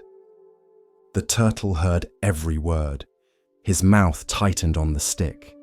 He thought of clever comebacks, of biting remarks, of lessons he could teach these fools from above. And then he couldn't help himself. "I'll show you who's foolish." But the moment his mouth opened, he fell. Down, down through the sky, tumbling through wind and silence and regret until he struck the earth and never rose again. The geese circled once, then flew on. And below, the villagers stood in stunned silence beside the broken shell of the creature who could not stay silent. Later, when this tale reached the forest monasteries, a monk asked the Buddha, "Was the turtle's mistake pride?" "No," said the Buddha, "it was attachment. Not to his body, but to his voice. To the belief that every thought must be shared." He looked at the monk kindly. "There is wisdom in knowing when to speak, but greater wisdom in knowing when not to." And so, the story of the turtle who couldn't stop talking passed from village to village. Not as mockery, but as reminder that words are like seeds. They grow even when we forget we've planted them, and some, if spoken at the wrong time, can fall like stones. Because restraint is not weakness. It is strength disguised as silence. And sometimes, silence is the loudest wisdom of all. Continuing along the path of Zen insight, we pause now to hear a teaching about perception and hidden value. Listen carefully to the next story. In one hand, he carries a book, the Prajnaparamita Sutra, the perfection of wisdom. In the other, he wields a sword, long, luminous, and aflame with clarity. He rides a lion, not to show power, but to symbolize the fearlessness of insight. This is Manjushri, the Bodhisattva of wisdom, where Avalokiteshvara brings compassion, where Samantabhadra brings vow and action. Manjushri brings the sharp, radiant truth. His name means gentle glory, but his wisdom is not soft. It does not comfort. It cuts. It slices through illusion with the precision of a blade honed on silence. The sword he carries is not for battle. It is for discernment. It separates appearance from reality, self from no self, thought from knowing. It reveals what we are too afraid to see and too free not to see. In the old sutras, it is said that Manjushri's wisdom is so sharp, he was enlightened before the Buddhas of the past. He is the eternal teenager of the Mahayana pantheon, ever young, ever clear, ever unburdened by delusion. Where others hesitate, Manjushri speaks. Where others follow rules, Manjushri asks why. Where others cling to views, Manjushri lets go, again and again and again. One day a monk asked him, "What is the nature of ultimate reality?" And Manjushri drew his sword in the air, then lowered it slowly, as if slicing through something invisible. That was his answer. Because words can't always hold wisdom. Sometimes it must be shown. In Zen temples, the figure of Manjushri is often placed behind the Roshi's seat, not as decoration, but as a reminder that true teaching must be rooted in clarity, that every word spoken should come from a place that has already cut through ego, opinion, attachment.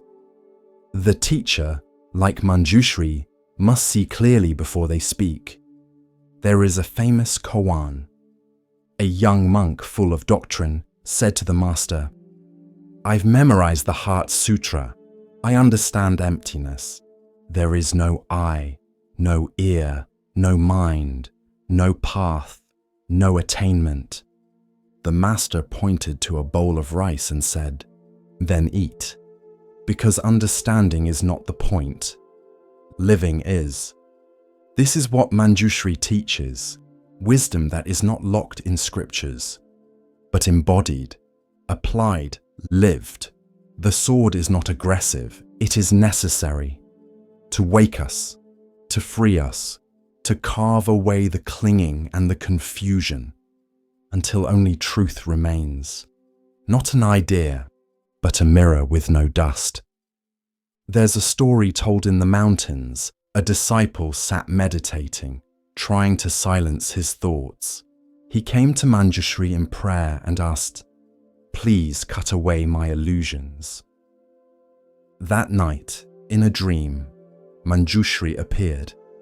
He said nothing, only lifted his sword and placed it gently on the disciple's shoulder, not to strike, but to remind him, the blade is not outside you. It is within. Commentary. Manjushri does not give you answers. He gives you the means to see for yourself. That is his wisdom, not dogma, but discernment. Not belief, but perception stripped of filter. The sword cuts two ways. It cuts through ignorance, but also through comfort. It forces us to ask, what have I built my life on? And what happens when that is no longer solid? Can I let go? Can I breathe? Even when the ground beneath me vanishes. Wisdom is not knowing more. It is needing less. It is silence that doesn't need applause. It is clarity that does not waver in the dark. It is the ability to sit in confusion and not flinch, to stand before illusion and not bow, to name what is and let go of what is not. The lion Manjushri rides is not a beast of war. It is the mind that has been tamed. The roar is no longer fear. It is the roar of reality unfiltered. The courage to face things as they are. There's a quiet danger in spiritual life. We want wisdom to feel good, to validate us, to comfort the parts of us that ache. But Manjushri reminds us, true wisdom will sometimes hurt.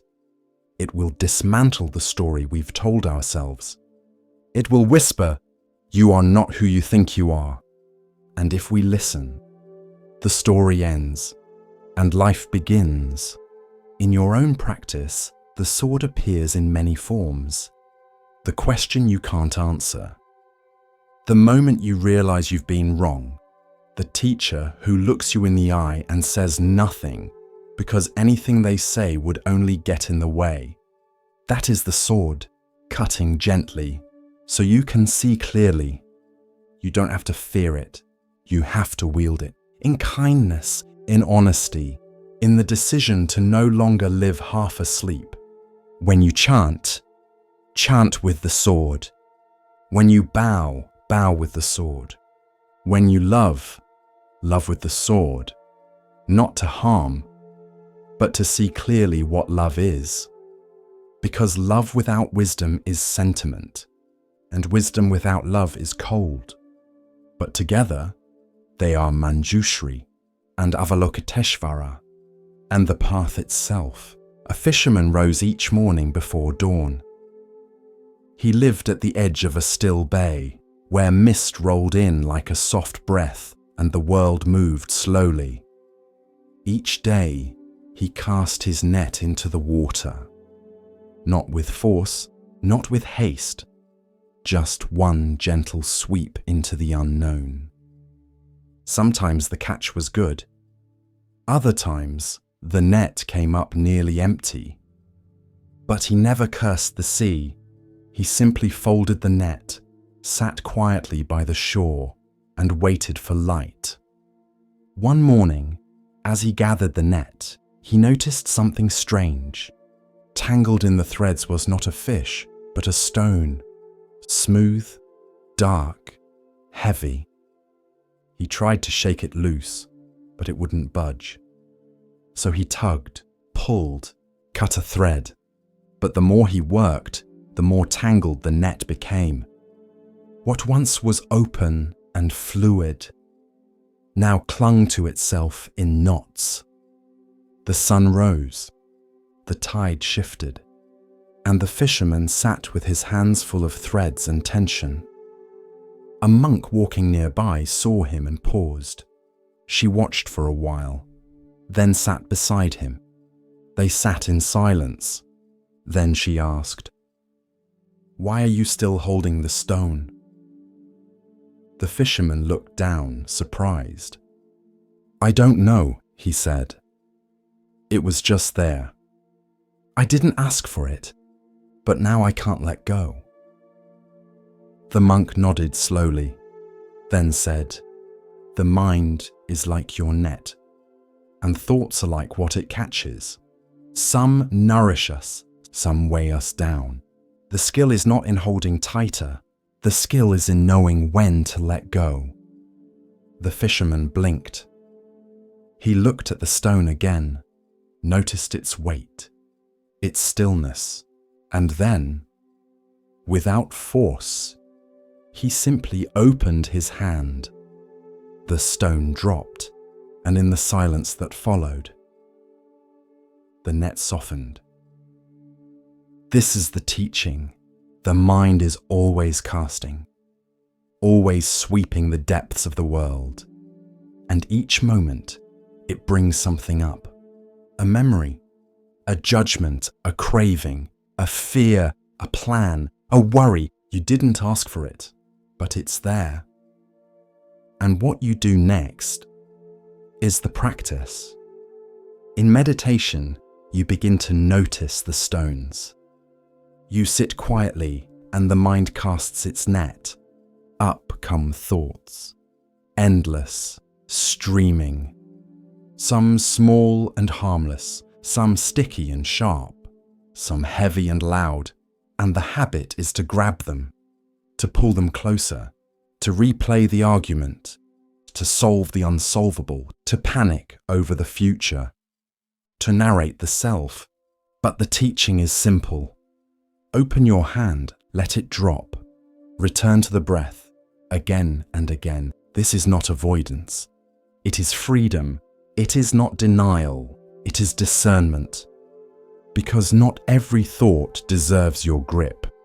Some are just passing fish, some are driftwood, and some are stones that were never yours to carry.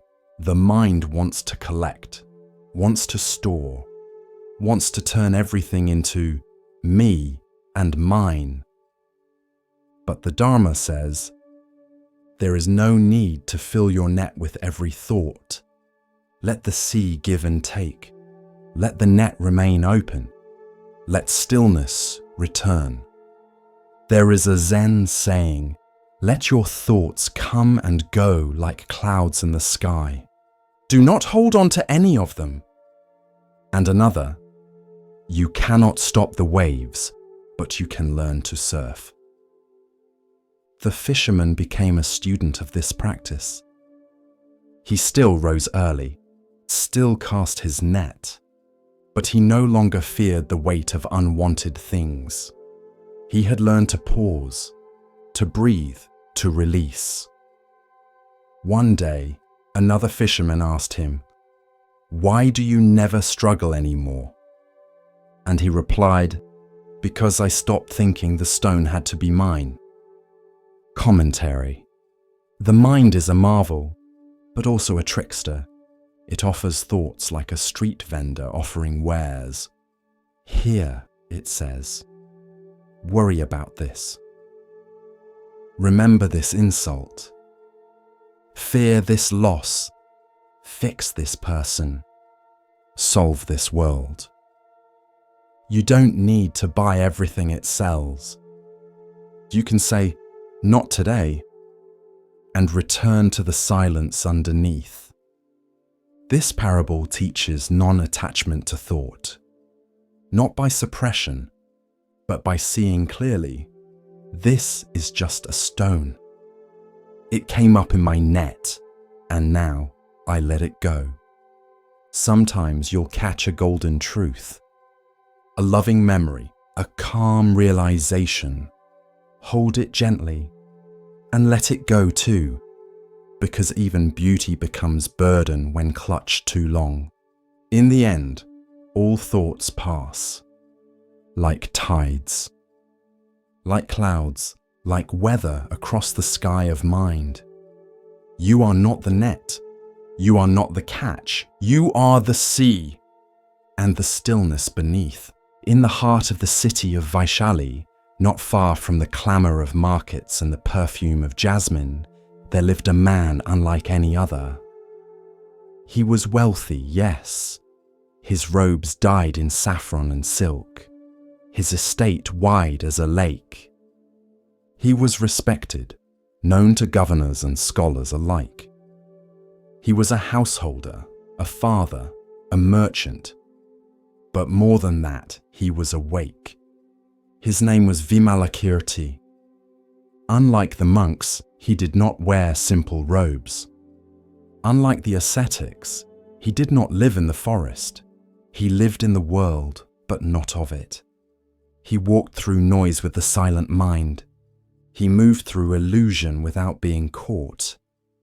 And so his teachings were sharper than sermons. His presence, more disruptive than thunder. One day, it was said that Vimalakirti had fallen ill, not from weakness, but from compassion.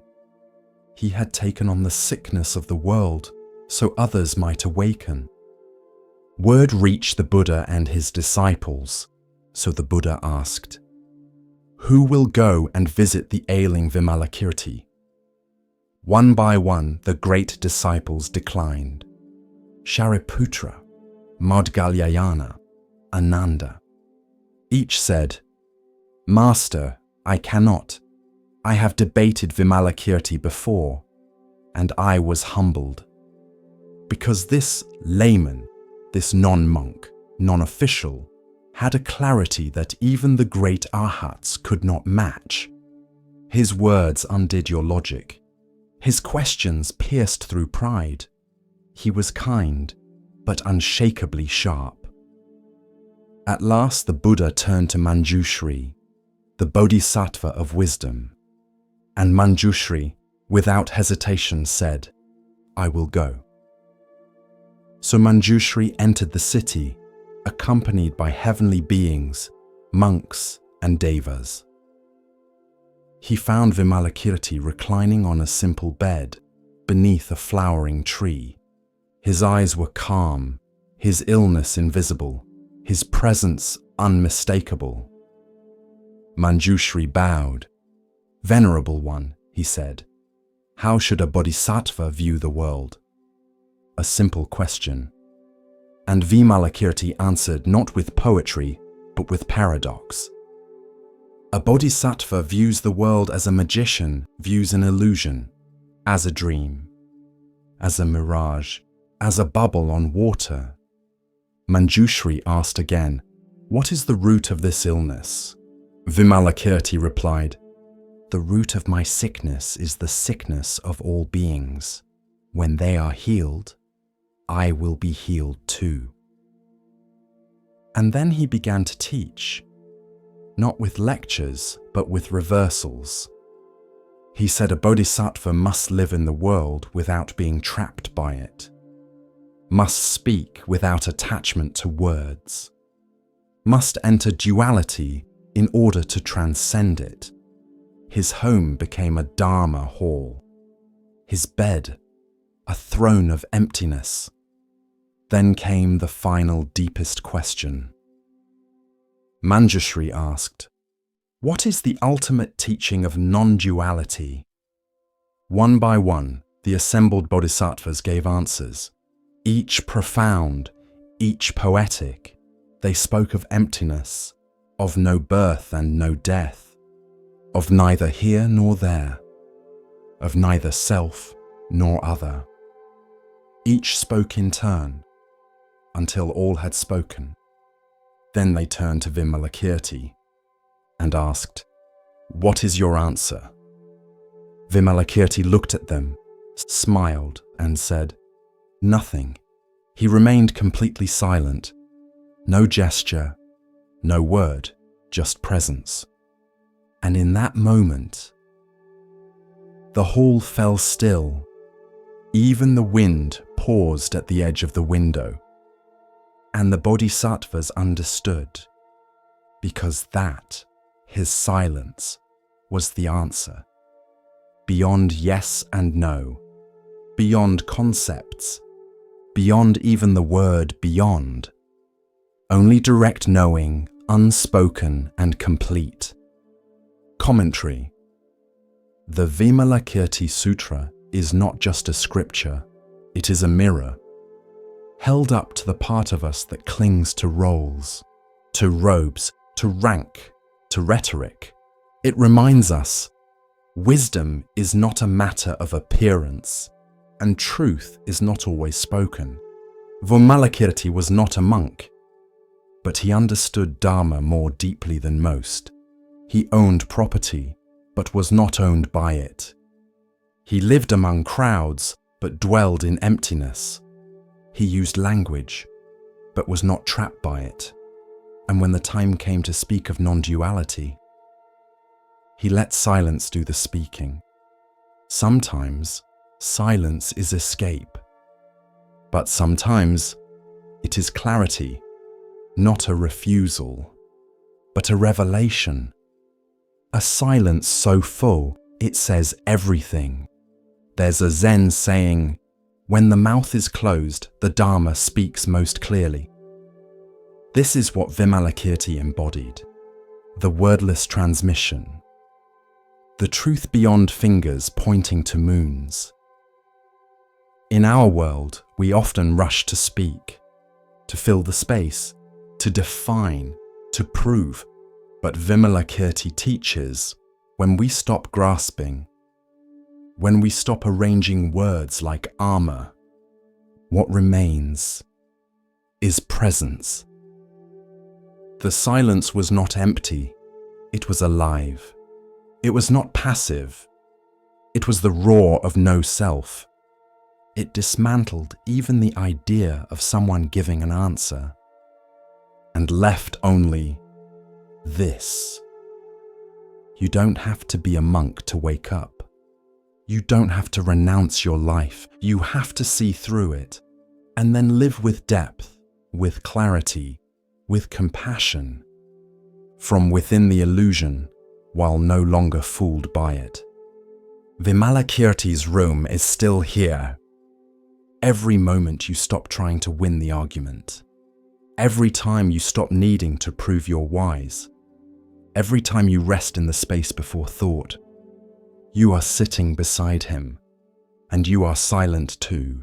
As we drift deeper into the still waters of Zen, a quiet teaching begins to rise, one that speaks of clarity and of value not always seen. Listen gently now. The next story begins. At the corner of Maple and Fifth, there stood a little cafe that never advertised. No neon signs, no digital menus. Just a chalkboard easel that read, "Come in, breathe, sip slowly." Inside, the scent of cinnamon and ground espresso lingered like an old song. And behind the counter moved Raya.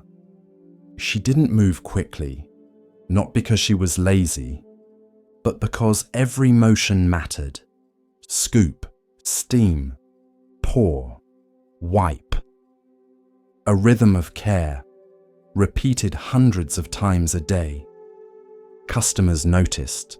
They came stressed, hurried, multitasking, but left quieter. Because somehow, even in the rush of morning lines, Raya made you feel like time had paused. She wore no uniform, only soft linen aprons and a tiny brass bell around her wrist. It didn't jingle constantly, just gently when she turned or wiped the counter or placed a mug just right. A small sound, but intentional. One day, a man asked her, "What's the bell for? Aesthetic?" Raya smiled. "It's a reminder," she said, "to return to the moment." The bell had come from a monastery in Korea, a gift from a traveling monk who had passed through one rainy morning, soaked to the bone, but smiling like the clouds had kissed him. He'd ordered chamomile tea, sat for an hour, said nothing, and when he left, he gave her the bell. "For your practice," he had whispered. At first, she didn't know what he meant. But over time, she came to understand. Every chime was a callback. Back to the steam rising from the milk. Back to the texture of ceramic under her fingertips.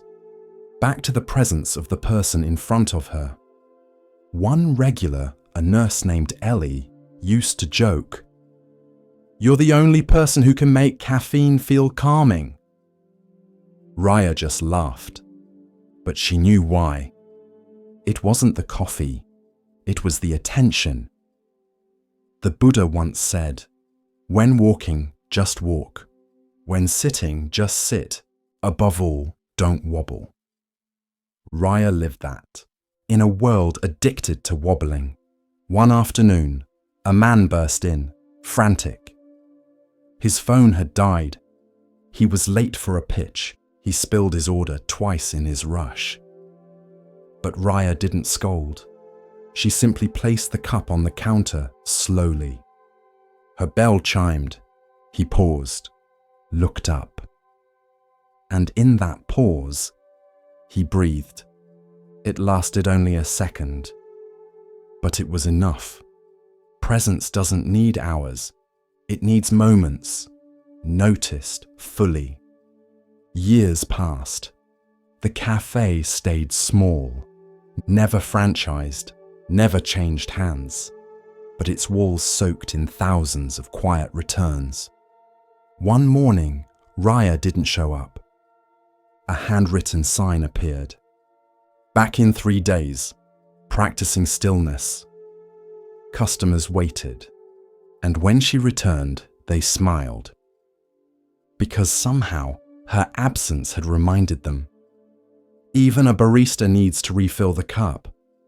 The bell still chimed, still soft, still enough. A sound that said, "You're here. Be here." In a cafe by the park, a young boy sat across from his mother.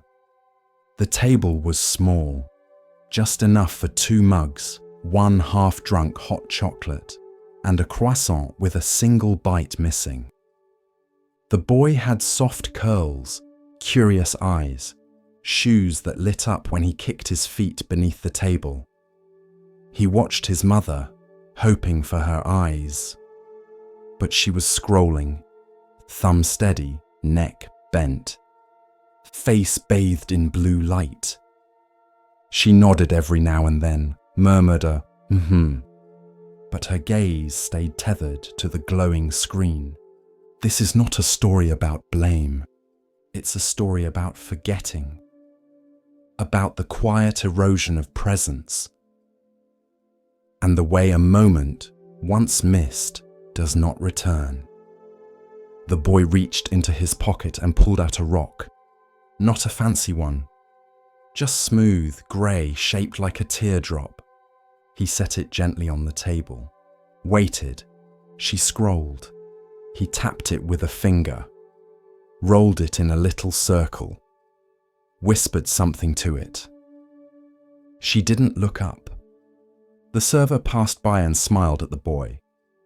"Is that your treasure?" The boy nodded. The mother didn't hear. Presence isn't always taken. Sometimes it is quietly surrendered. We trade it for urgency, for likes, for news we cannot change. And meanwhile, a child sits across from us, glowing not with pixels, but with life. The Buddha once said, "Do not dwell in the past. Do not dream of the future. Concentrate the mind on the present moment." But the present must be chosen. It cannot shout louder than a screen. Later that day, the mother posted a photo. "Hot chocolate with my little one, coffee heart grateful." The boy was blurry in the background, looking at her. She never noticed. One day, the rock was gone, replaced by a drawing. 2 stick figures, one big, one small, holding hands.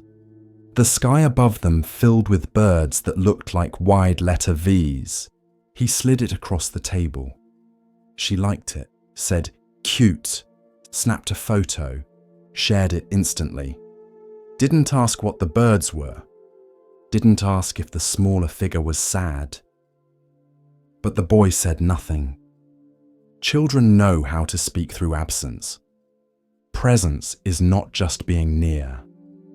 It is attention. It is seeing the person across from you, as if this moment will never come again, because it won't. One afternoon, the boy stopped bringing things. No rock, no drawings, just silence. He stirred his chocolate with slow circles, watched the steam rise and disappear, watched her eyes disappear too. Then one day, the phone died. Just as she reached for it, the screen went black. The world returned.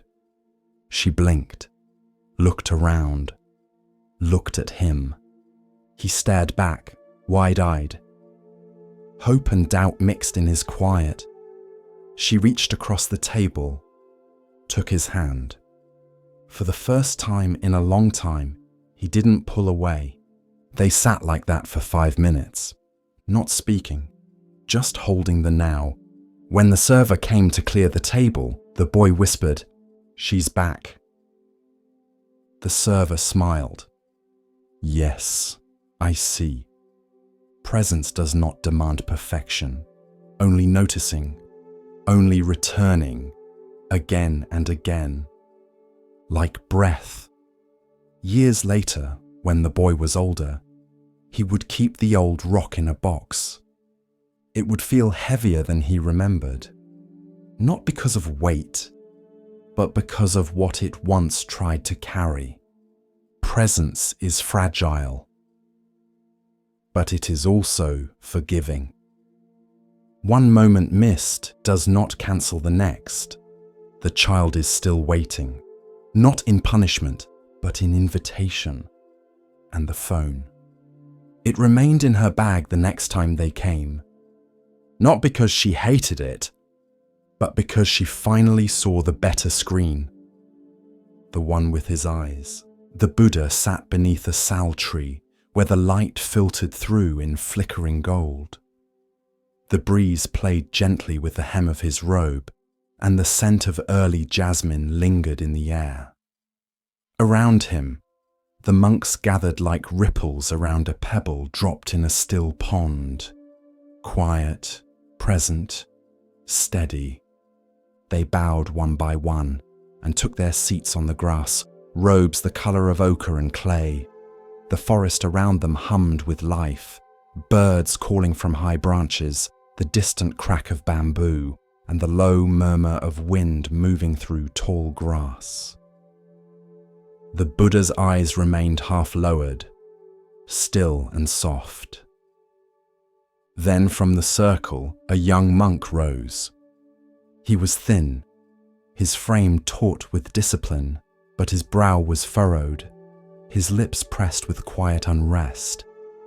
He stepped forward and bowed deeply. "Master," he said, "I have studied the teachings as best I can. I rise before dawn. I recite every sutra. I memorize every verse. I follow every precept. And still, I suffer. Still my mind is troubled. I fear I've become attached to the very teachings meant to free me." He hesitated. Am I clinging to the Dharma itself? The Buddha looked upon him gently. "You remind me of a traveler," he said. "Let me tell you a story." The monks settled deeper into stillness. The forest too seemed to pause. "There was once a man," the Buddha began, "wandering through a thick and treacherous forest. The trees were close, the thorns sharp.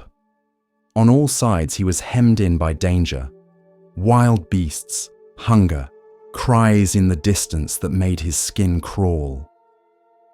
For hours, maybe days, he pushed forward, uncertain and afraid, until he came to a wide, roaring river.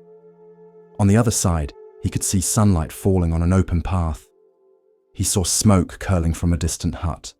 Safety, rest, the way forward." The Buddha paused, letting the image take shape. But there was no bridge, no boat. The current was fierce. He could not swim across without being swept away. So the man worked. He cut branches, wove reeds, bent saplings into shape. With patience, sweat, and determination, he fashioned a raft, just strong enough to carry him. He clutched it tightly, guided it across the swirling water. His heart pounded with fear, but he reached the far bank, soaked, trembling, but alive. The Buddha's eyes swept slowly across the circle of monks. "Now imagine," he continued, "that once on land, the man looked at the raft and said, This has saved me. This is precious. I will carry it with me always." And so he lifted it onto his shoulders and continued his journey, the heavy wood digging into his back, slowing his steps, wearing him down. A faint rustle of recognition moved through the group. "Would that make sense?" the Buddha asked. The monks shook their heads. "Of course not," the Buddha said. "The raft served its purpose. It brought him across. To carry it afterward, to cling to it, would only bring suffering." He turned to the young monk. "So too with the Dharma." The monk blinked, uncertain. "But the teachings are sacred," he said. "Aren't they to be kept close? Aren't they the source of liberation?" The Buddha nodded. "They are sacred, but sacred does not mean permanent. The Dharma is not a cage. It is not a burden to be shouldered forever. It is a tool, a raft, a means to cross the river of confusion and craving. Once you have crossed, you need not drag the boat behind you." Another monk raised his hand. "Master," he asked softly, "what if one forgets or finds themselves back at the river?" "Then rebuild the raft," said the Buddha. "Relearn, begin again, but never mistake the raft for the shore. The Dharma is not the destination, it is the guide." A hush followed, filled only by the hush of the wind and the rhythmic clicking of cicadas. Later that evening, as the sun descended behind the line of trees and turned the sky to a warm, bruised lavender, the monks returned to their huts, some with new questions, others with lighter hearts. But the young monk lingered. He wandered to the river near the monastery, where the water curled gently around stones and reeds. He sat on the bank, knees pulled in, and listened. The moon had begun its slow rise, casting silver light across the ripples. The monk breathed deeply. He thought of the teachings he had memorized, the sutras chanted, the rules obeyed, the rituals performed. Each had been a plank, a vine, a thread in the raft that carried him across his inner storm. He remembered the fear that had driven him to this path, the grief of his father's death, the anger he once held like a fire in his chest, the shame of worldly desire. Each teaching had helped him cross some inner current, but now, here he sat, dry but weary, clutching the raft as though it were still necessary. And he saw. He had carried not just the teachings, but his pride in them, his fear of failure, his guilt for each imperfect thought, his grasping for perfection, and all of these too were rafts, built to carry him through old pain, meant to be honored, yes, but then let go.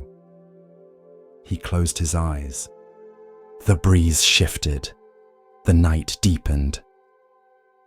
By morning, he rose and returned to the Buddha. He bowed low, his hands open, his heart quiet. "I have crossed," he said softly, and the Buddha replied, "Then walk freely." No further instruction, no ceremony. Just a smile, the kind that sees without needing to explain. Because truth, like a raft, is not meant to be worshipped. It is meant to be used, held for a time, then released. And so the monk walked on, not empty, but unburdened. He still chanted, still meditated, still studied the sutras. But now he did so not out of fear, not to be perfect, but because he understood their purpose. They were not chains, they were maps, and once you arrive, you do not need the map to breathe. Years later, when a new monk came with the same question, full of guilt, clinging to rules like a man clutching driftwood, he told him of the raft. He pointed to the river and smiled. With each breath, we continue our journey through the wisdom of Zen, where the smallest stone may hold the greatest truth. Here starts the next story. In the town of Rajagaha, nestled among ridges of stone and mist, the streets curled like vines through hills and markets. Every morning, as the sun brushed gold across tiled rooftops, the air came alive with the calls of merchants, the ring of temple bells, and the mingling scents of tamarind, burning incense, and warm, sweet rice. Life here was orderly, rhythmic, a blend of mountain silence and city song. But lately, that rhythm had broken, not from plague, not from drought, but from something deeper, more primal. Fear, not fear of armies or kings, but of a creature, Nalagiri, a bull elephant so massive that earth seemed to lean under his step. Captured from the wild mountains of the north, Nalagiri had been kept in the royal stables since he was young. Once a proud spirit, free to roam cliffs and bathe in wild rivers, now he was shackled day after day, year after year. The weight of captivity grew inside him like fire trapped in stone. He grew restless, then bitter, then dangerous. Stable boys quit, guards were replaced, chains grew thicker. Nalagiri's cries echoed through the stone halls like thunder rolling through empty skies. The people of Rajagaha whispered that madness had taken him, but not all feared him. One man saw an opportunity in that rage. Devadatta, the Buddha's cousin, a monk by appearance, but a storm beneath the robes. Jealous of the Buddha's calm, his followers, his truth, Devadatta sought power, not peace. And when his teachings could not rival the Buddha's, he plotted instead. He went to King Ajatashatru, young and proud, his rule still soft around the edges, and he leaned close. "Let Nalagiri loose," he whispered. "Aim him at the Buddha. See what becomes of silent wisdom when tusks meet flesh." The king, tempted by spectacle or swayed by flattery, agreed. And so, one morning, before the city had fully woken, the iron gate to Nalagiri's pen creaked open. Chains were undone. Commands were given. The path was cleared. Nalagiri stepped forward, eyes wide, breath steaming, mind ablaze. He charged through market streets, through cloth stalls and fruit carts, scattering baskets and lives. People screamed, children ran, dogs howled and carts overturned. He did not walk. He tore the world open beneath him. And down that path, barefoot, cloaked in saffron robes, carrying only his arm's bowl, walked the Buddha. No guards, no weapons, no rush in his step, just presence. His disciples shouted from behind walls and corners, "Lord, turn back, the elephant comes, he will crush you." But the Buddha kept walking, not with recklessness, not with pride, but with compassion so still it could hold a mountain. As Nalagiri approached, the air thickened with heat and tension. His tusks gleamed, his trunk coiled like a whip. His roar shattered the morning hush. Mothers shielded their children, merchants fell to the ground. The entire city held its breath, but the Buddha stood. The elephant thundered toward him. The ground trembled, And then, stillness. The Buddha raised his eyes and looked. He looked not at a beast, not at a weapon, but at a being in pain. He saw the chains, the years, the sorrow turned to rage. He saw the hunger for freedom twisted into madness. He saw a heart once wild, now broken by cruelty. And in his gaze, he held no fear, no judgment, only recognition. As Nalagiri neared, mere strides away from trampling the man before him, he met that gaze, and something changed. The wind quieted, the air cooled. The fire in Nalagiri's eyes flickered. He slowed, then paused. His ears twitched, his breathing hitched. He took one more step, then stopped. The Buddha stepped forward. Slowly, gently, one hand raised, not to strike, not to shield, but to bless. And Nalagiri knelt. He folded his legs beneath him, lowered his head like a branch under rain. A great groan, half sigh, half sorrow, escaped his chest. And there, in the middle of the street where rage had once ruled, the Buddha placed his hand on Nalagiri's brow. Not with domination, but with presence. And the elephant wept. Tears pooled beneath his eyes, streaking down the folds of his face, darkening the dust. His trunk coiled softly around the Buddha's arm, no longer as a weapon, but as a gesture of surrender. The city watched in stunned silence. The same elephant who shattered stone fences and snapped trees now sat like a disciple at the feet of peace. Devadatta, watching from the shadows of a colonnade, said nothing. His plot, like a snake uncoiled, had slithered away, not with defeat by force, but by a truth too gentle to resist. Later, when the sun rose fully and the city slowly exhaled, Nalagiri returned to the royal grounds, but no longer was he led by whip or chain. He walked slowly, willingly, like a monk returning from alms. The Buddha returned to his seat beneath a banyan tree, his bowl untouched, his robe still bright. And the people came. They came not to celebrate a miracle, but to understand a lesson. They asked, "How did you stop him?" And the Buddha replied, "Anger cannot be conquered by anger, but by love alone. Fear cannot be silenced by force, but by understanding. The wildness in others is often the cry of suffering, not wickedness." And so it was taught that true strength is not in the fist, not in the sword, but in the heart that stays open in the face of danger.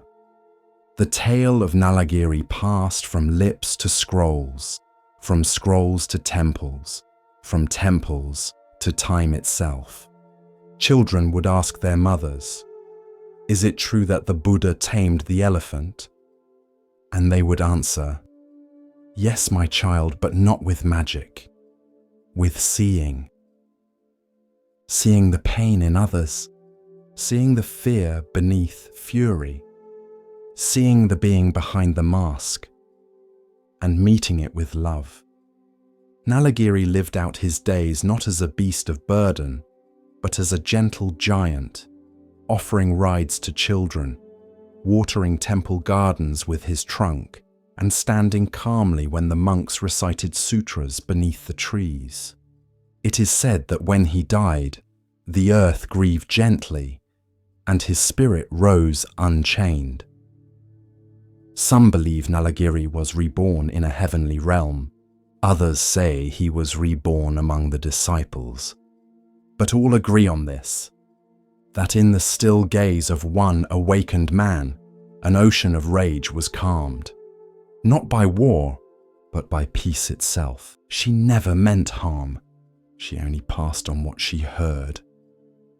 A whispered comment here, a raised eyebrow there, a half-finished sentence passed along like a secret prayer.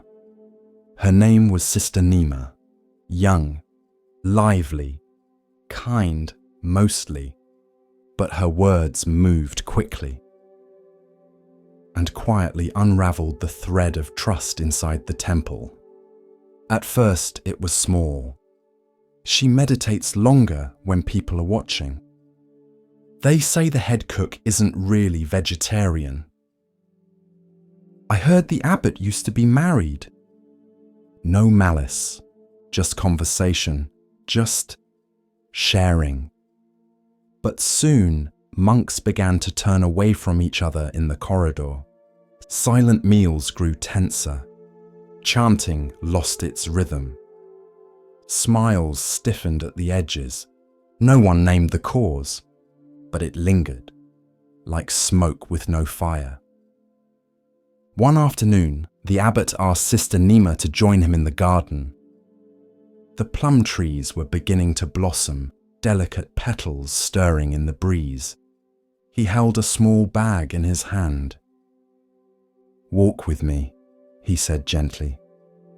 They walked in silence down the path that circled the temple grounds. After a while, he opened the bag and began to scatter chicken feathers along the way. Sister Nima tilted her head. "Why are you doing that?" The abbot didn't answer. When they returned to the garden, he handed her the empty bag. "Now," he said, "go and collect them all." She blinked. "But the wind's taken them. They're scattered everywhere." He looked at her and said softly, "So too with your words." That night she wept. This is the story of speech and consequence, of how sound can build or destroy. Commentary. In Buddhist practice, right speech is one of the Eightfold Path's pillars. It sounds simple, but it is one of the hardest, because words don't vanish when we stop speaking. They ripple, they stain, they take root in someone else's mind, sometimes forever. Sister Nima did not speak with cruelty, but neither did she speak with care. And in that space, in the absence of intention, harm took hold. We often forget how powerful language is. A word can lift someone from despair or push them over the edge. It can invite reflection or ignite shame. Words are not just air. They are actions. They build worlds. There's a Zen saying, "Speak only if it improves upon the silence." Sister Nima filled silence with curiosity, suspicion, drama, and the silence grew quieter, but colder, until no one trusted what they didn't hear. The Buddha once said, "A person is not wise because they speak much. A person is wise when they speak what is true and what causes no harm." That is the gate of right speech. Is it true? Is it necessary? Is it kind? If it fails even one, it's better to let it drift away like a feather on the wind. After that night, Sister Nima changed. She stopped repeating what others said. She listened more, spoke less. When she did speak, her words came slowly, like water poured from a clean bowl. The monks began to look at her differently, not because she had become wise overnight, but because she was watching herself now, watching what she left behind in others when she spoke. And over time, trust returned to the temple. Not because of a sermon, not because of a rule, but because one person saw the feathers scatter and chose to stop scattering more. So speak with care. Speak like you're building something with your breath. Because you are.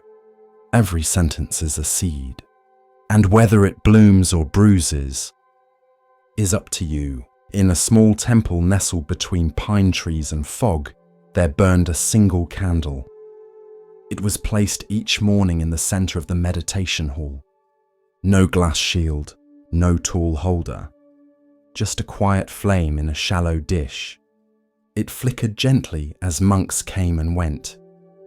It was not large, not dazzling, but it was always there. Software steady, alive. One morning, a gust of wind swept through the open window. The flame bent low, danced wildly, then steadied, then bent again. A novice sitting nearby grew anxious. He reached to close the window, but the old teacher touched his arm and whispered, "Wait, let it breathe." The flame, though small, did not go out. It fluttered, dimmed, but held on. The room stayed still, and after a few moments the wind passed. The candle straightened, its glow calm once more. The teacher turned to the novice and said, "This is your mind. This is your breath. This is your life." A candle by nature is vulnerable. One sharp breath, and it's gone. One careless movement, and it's lost. But that fragility is also its power, because the candle doesn't resist the wind. It doesn't fight to stay lit.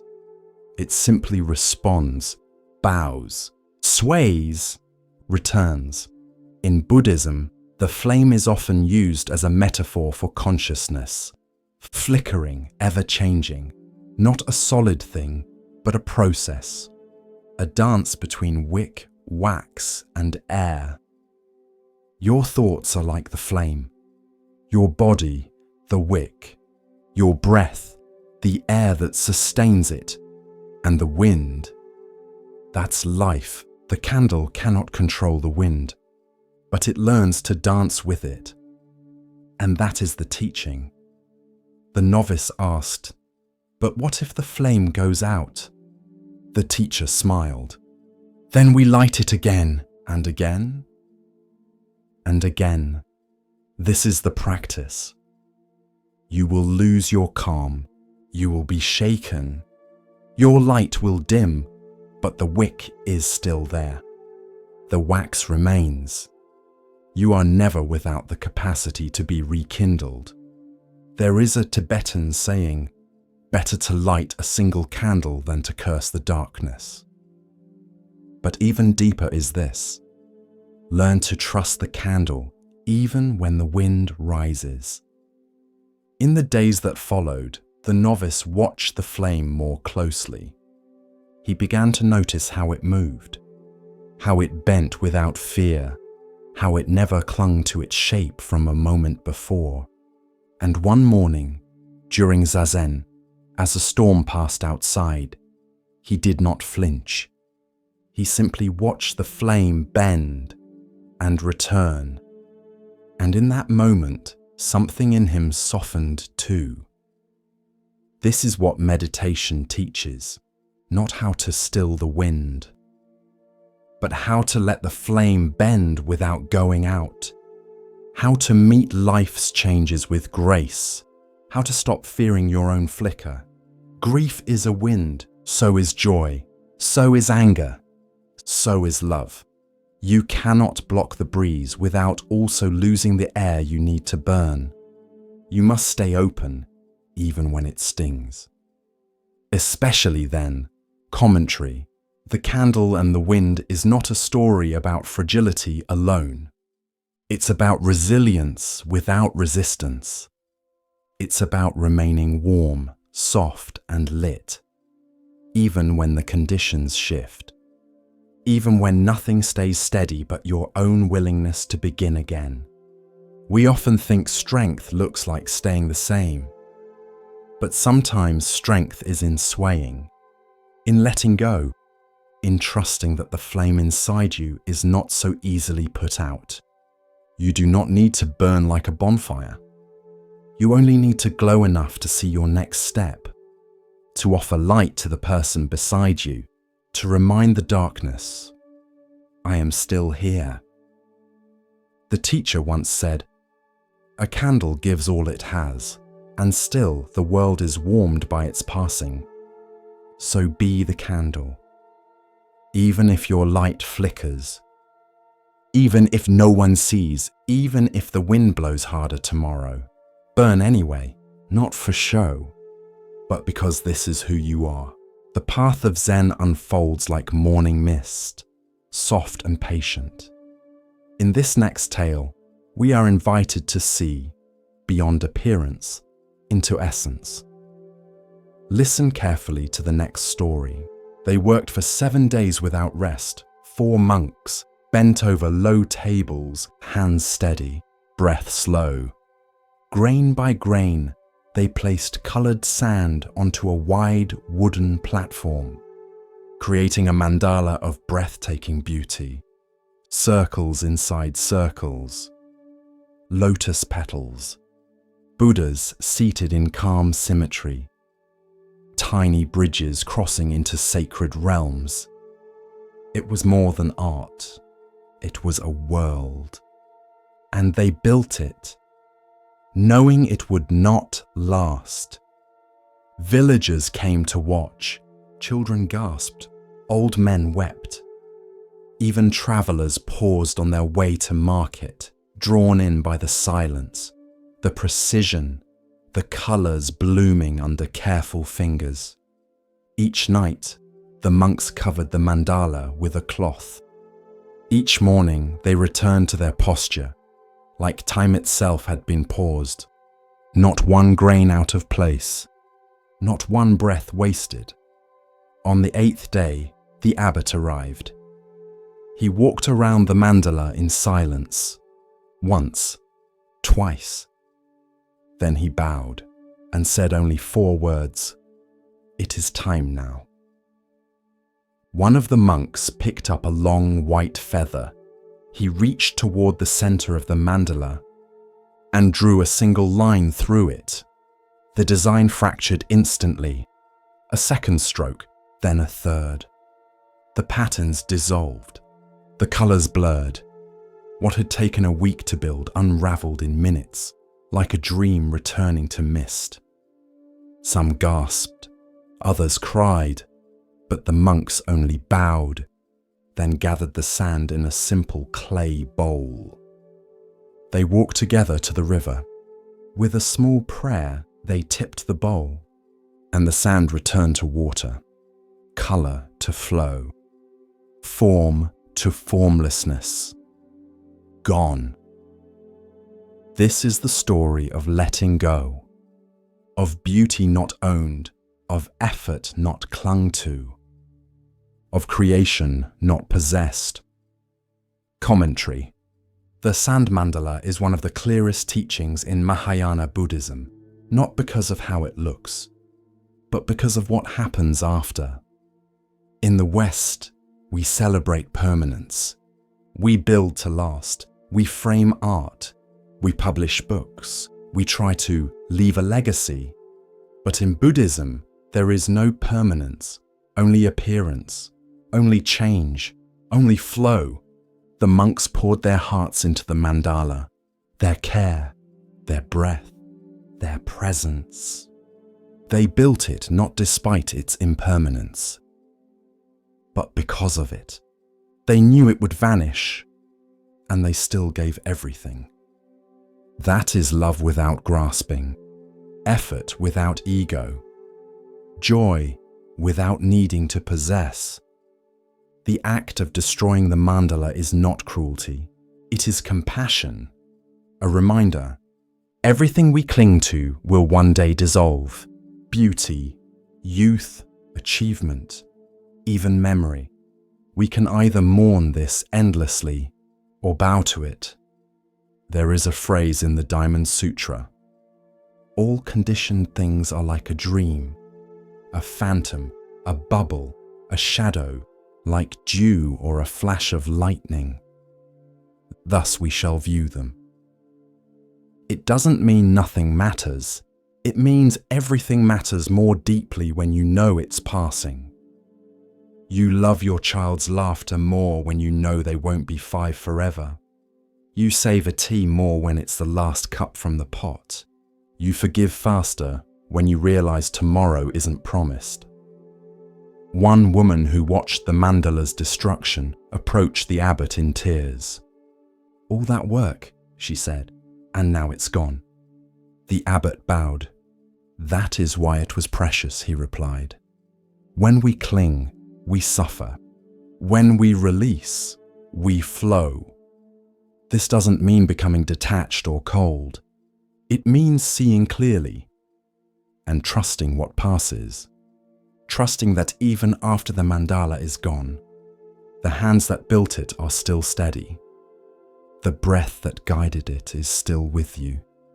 The river still carries the colors. Life is not meant to be grasped. It is meant to be given. Again and again. Like sand to a current. So build your mandalas. Love your people. Paint your days with color. But don't try to trap the moment. Let it come. Let it shine. And when it's time, let it go. And perhaps, like the monks at the river, smile while you do. In a quiet village by the sea, there lived an old potter. His hands were calloused from decades at the wheel. His workshop was small, bare walls, a low fire, and shelves filled with cups and bowls in every stage of becoming. People came from faraway towns to buy his pottery, not because it was flawless, but because it wasn't. Each piece had a tiny flaw, an uneven lip, a swirl in the glaze, a hairline crack sealed with gold. They were beautiful, but never perfect. One day, a student came to learn. She had steady hands, a precise eye, and a longing for perfection. The old potter gave her clay and pointed to the wheel. She worked hard, every day. Her bowls were smooth, her cups symmetrical, but the old man never praised them. She grew frustrated. "What am I doing wrong?" she asked.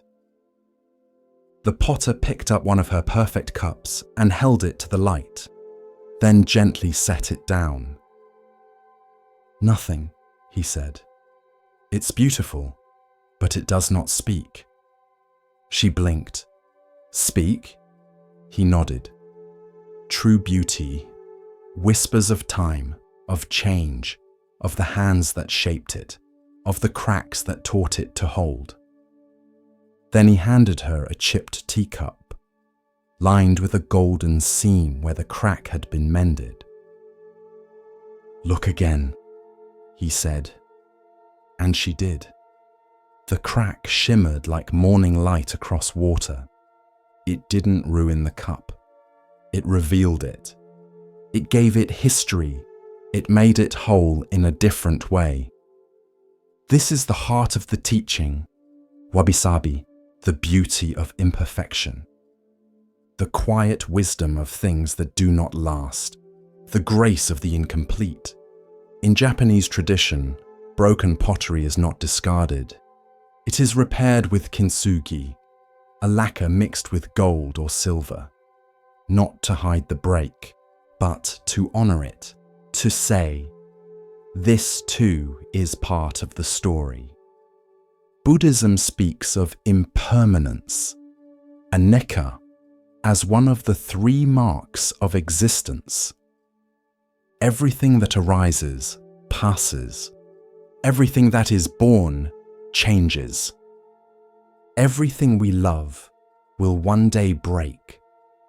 And that truth is not meant to depress us. It is meant to wake us up. To love something fragile is not foolish. It is courageous. To drink from a cracked teacup, knowing it may not last another year, is to say, this moment matters because it will not come again. The student learned slowly, She stopped trying to make perfect pieces. She let the clay wobble, let the glaze drip, let the firing crack a rim now and then. And when it did, she filled it with gold. One afternoon, she brought the potter a cup she had broken by accident. She expected him to scold her, but he smiled. "Ah," he said, "now it begins." And together they repaired it, not to erase the break, but to bless it. Commentary: the cracked teacup is not about pottery. It is about you, about your heartbreaks, your failures, your aging skin, your tired hands, the things you thought made you less beautiful. Maybe the very things that make you most real, most whole, most you. We live in a culture obsessed with flawlessness, airbrushed images, filtered faces, words rehearsed until they lose their soul. But Buddhism invites us into a different gaze, a gaze that sees truth in the wrinkle, wisdom in the scar, grace in the stumble. You do not need to be flawless to be worthy. You do not need to hide your breaks. You only need to honor them. To say, yes, I cracked, but I learned how to hold more. There is an old saying, the wound is where the light enters you, but also the gold follows the fracture. Your pain is not shameful. It is precious because what you do with it, how you mend, how you carry yourself forward, that is your art. The next time something breaks, a plate, a plan, a piece of your confidence, pause, take a breath, gather what remains, and ask, how can I make this whole again? Not by hiding the crack, but by letting it shine. You are the cup, and you are also the gold. She was just the cleaning woman. That's what most called her. Not nun, not practitioner, not devotee, just the woman who swept the temple. She arrived before sunrise, her hair tied back in a grey knot, her robes plain and faded, her broom worn thin at the bristles. She did not chant, did not preach, did not study sutras in the main hall. She swept the stone walkways, the meditation hall. The steps no one noticed were dusty until they were clean. And when she swept, she smiled. Some of the younger monks whispered, she's not really practicing. She doesn't even sit in the morning zazen. She just does chores. But she never responded. She bowed to them anyway. Years passed. One by one, the monks left for higher temples, deeper study, more advanced masters. But she remained, still sweeping, still silent, still smiling. One spring morning, the abbot called for an assembly.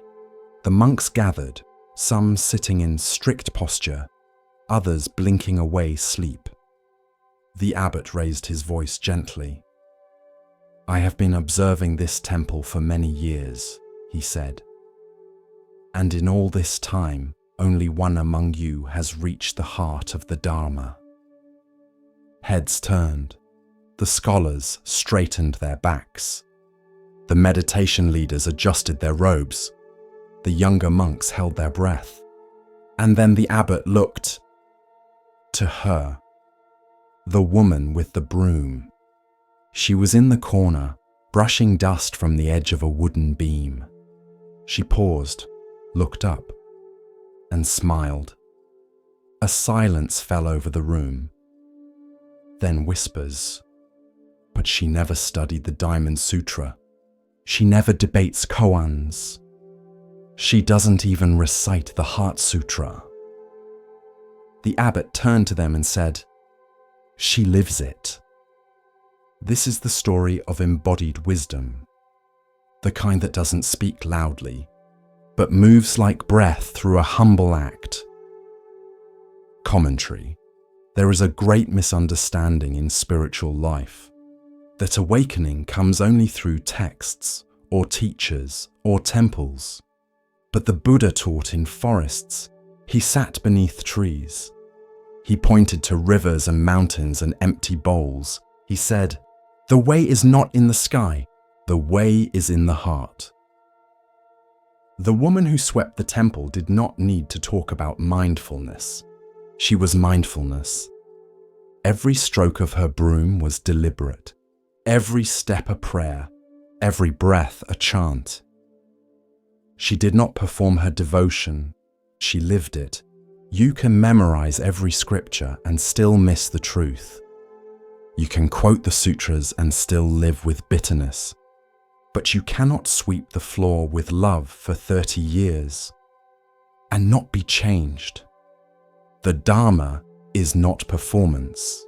It is not approval. It is presence. Many monks seek truth like a prize. They strive. They compare. They seek recognition. But the woman who swept the temple had no audience, no ambition, only a broom, a path, and her attention. That is enough. That is more than enough. There's a Zen saying, "Before enlightenment, chop wood, carry water. After enlightenment, chop wood, carry water." Because the truth doesn't take you away from the world. It brings you deeper into it. It makes you pay attention. To dust in corners, to the sound of your own breath, to how gently you place a bowl on the table. We live in a time of noise, of opinions, of spectacle, of credentials. But the Dharma whispers, sweep, breathe, smile, and mean it. That is enough. So wherever you are, whether folding laundry, washing dishes, answering emails, tying your child's shoes, do it with all of you. Do it like the woman who swept the temple, and let the dust be your teacher too. In the hush of understanding, Zen offers us another glimpse of what it means to recognize worth not by weight or shine, but by presence. Here starts the next story. 7 weeks passed since his awakening beneath the Bodhi tree. 7 weeks of silence, reflection, and growing compassion. The Buddha, no longer Siddhartha, but one who had crossed the stream of ignorance, walked alone in the forest near Uruvela. The world felt both new and ancient. The birds sang with clarity. The wind carried the scent of blossoms and dust, and in every sound he heard the stillness of knowing. But his heart, now free, did not rest in solitude. He knew the truth he had seen was not his to keep. So he rose, wrapped his robe over his shoulder, and began to walk, not as a prince, not as an ascetic, but as a teacher. His feet touched earth gently. His gaze met all beings with kindness, and he made his way towards Sarnath, where 5 men waited, though they did not know they waited. They were the same 5 ascetics who had left him, thinking he had strayed from the path when he accepted Sujata's offering. They had called him weak, indulgent, lost, but he did not carry resentment, only clarity. The journey was long, days passed, villages blurred, children played in the dust, farmers bowed their heads, some offered fruit, some only stared. But at last, in the quiet of a fading afternoon, the Buddha entered the deer park at Isipatana. There the 5 ascetics sat, wrapped in threadbare robes, debating truths with furrowed brows and hollow bellies. When they saw him approach, they whispered, "He has returned. We will not rise. He abandoned discipline." But as he came closer, something shifted. There was no pride in his walk, no hunger in his eyes, only peace. And before they could speak, they stood, drawn to him not by obligation, but by presence. He greeted them with a bow and sat. Under the dappled shade of sal trees, the Buddha began to speak. He did not speak of gods. He did not speak of punishment or reward. He spoke of suffering, what he called dukkha. He spoke of its cause. He spoke of its end. And he spoke of the path, the Four Noble Truths, the Eightfold Path, right view, right intention, right speech, right action, right livelihood, right effort, right mindfulness, right concentration. He spoke not as a prophet, but as a physician, diagnosing the illness of the world and offering its cure. He taught that the middle way led not to pleasure, not to pain, but to peace. He taught that liberation was possible here. Now the five listened, at first with skepticism, then with stillness, then with something like reverence.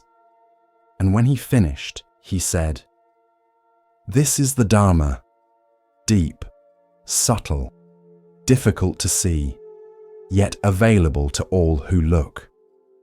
And one among them, Kondanya, understood, truly understood. The Buddha smiled.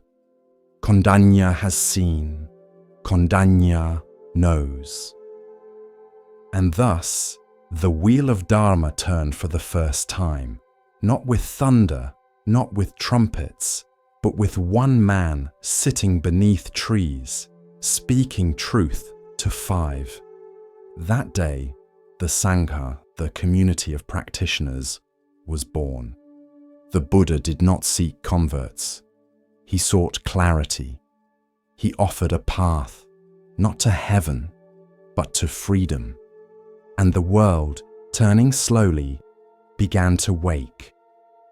That was the first turning, the beginning of a journey that would circle through centuries, that would carry footprints across mountains, across oceans, across hearts, all from one voice, in one park.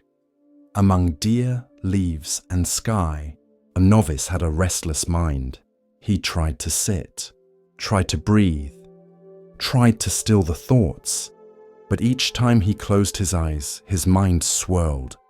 Lists, regrets, what ifs, what nexts. He couldn't find peace, and the more he tried to force stillness, the louder everything seemed to become. One morning, after failing again to meditate, he stood up in frustration. "I'm broken," he muttered. And he walked, head down, steps fast, until he nearly collided with the old groundskeeper, Master Rio. Rio was known for his silence. He didn't teach. He didn't lecture. He just tended the gardens and cleaned the gutters. But he had been at the temple longer than anyone. The novice bowed clumsily. "Forgive me, Master." Rio tilted his head, studying him. "You're not breathing like a monk," he said. The novice looked up, startled. Rio turned, motioning for him to follow. They walked in silence through the bamboo grove to the kitchen courtyard, where a wide clay bowl stood filled with clear water. "Sit," Rio said. The novice sat. Rio picked up a small stick, and without a word, he stirred the water, gently at first, then faster, until the surface churned and the reflection broke into chaos. The novice watched. Then Rio set the stick down. They sat in silence. The bowl shimmered, then slowed, then stilled. The novice could suddenly see his own face again in the reflection.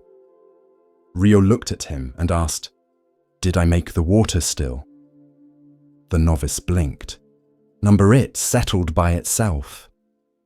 Rio nodded. "So will your mind." and he walked away. This is the story of trusting the stillness beneath disturbance. Commentary. Many people believe meditation is about forcing silence, forcing peace, erasing all thought. But in truth, it is about letting the water settle. Your mind is like a bowl of clear water. Every thought, every worry, every fear is like a stick stirring it. The more you react, the more you stir. The more you chase silence, the more turbulence you create. But if you sit and breathe and wait without judgment, the water begins to settle on its own. This is the natural wisdom of the mind. You don't need to fix it. You need to allow it. There's a Zen saying, "Muddy water clears itself if left alone." The novice learned something that day, not from a sutra, not from a formal teaching, but from water. He stopped fighting his thoughts. Instead, he watched them. Like leaves drifting across a pond. He stopped demanding they leave, and instead bowed as they passed. And slowly, something began to shift.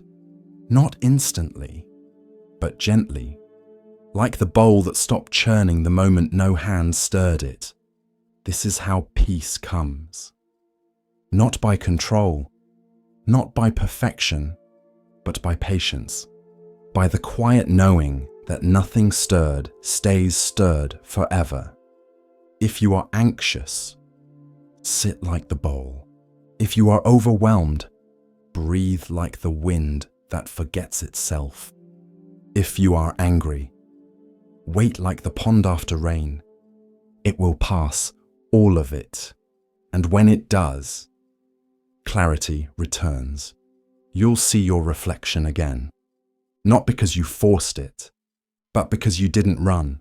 So next time you feel lost in thought, don't fix, don't flee, just wait. And let the water be water. The young monk spoke with confidence. He had studied for years. He had memorized the sutras, debated the Dharma, written essays on emptiness and non-self. Now he stood before Master Obaku, hoping to impress him. "What is the ultimate truth of Buddhism?" he asked, bowing low. The question was polished, prepared, even reverent. But Obaku said nothing.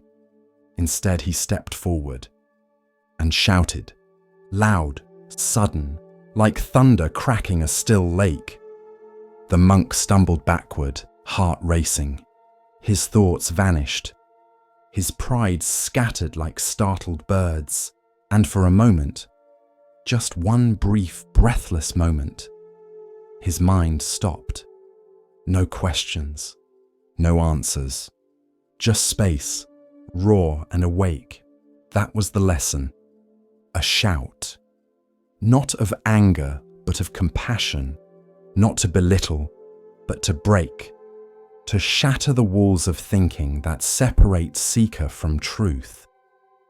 In the Zen tradition, this is known as katsu, a fierce cry. A single wordless eruption that pierces through the mind's constant noise. Obaku used it like a blade, not to wound, but to cut away illusion, to jolt the student out of the fog of thought. Because sometimes, you don't need more understanding. You need a wake-up call. Think of a dream. You're walking through it, believing it, responding to it. Then someone shouts your name. You jolt awake and realize none of it was real. Obaku's shout was like that, not a teaching, a waking. Years later, the monk returned. He bowed before Obaku and said, "I finally understand why you shouted." Obaku smiled and said, "Then forget that I ever did." Because even the memory of awakening can become another concept, another prison. Zen cuts not just through delusion, but through the attachment to insight itself. Obaku was a teacher of few words, but when he spoke or shouted, he struck deep. Once another student asked him, "What is the path to liberation?" Obaku raised his fist. The student said nothing, then bowed, because in that moment he understood. The path was this: not words about liberation, but the raw, silent, direct presence of the fist before him. Western minds often recoil from this. We're trained to expect kindness to be soft, truth to be calm, teachers to be gentle. But in Zen, compassion doesn't always whisper. Sometimes it roars, because the cage of the thinking mind is strong, and it takes a powerful noise to break it. Obaku's shout was not personal, it was not performance. It was pure action, free from hesitation, free from agenda. A sound that came from no self, and landed in the heart like a bell. Another story is told. A monk was dozing off during meditation. Obaku walked behind him, raised his staff, and struck the ground beside him, hard. The monk jolted upright, eyes wide. The master said only, "If you sleep through life, you will dream of Zen, but never wake to it." The monk bowed. He never fell asleep in the hall again. These moments are not cruel. They are kindness without comfort, because comfort can lull us into dreaming. But Zen is the practice of waking, again and again, until waking becomes your natural state, until presence is all you need.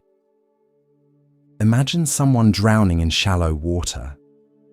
You don't throw them a book about swimming.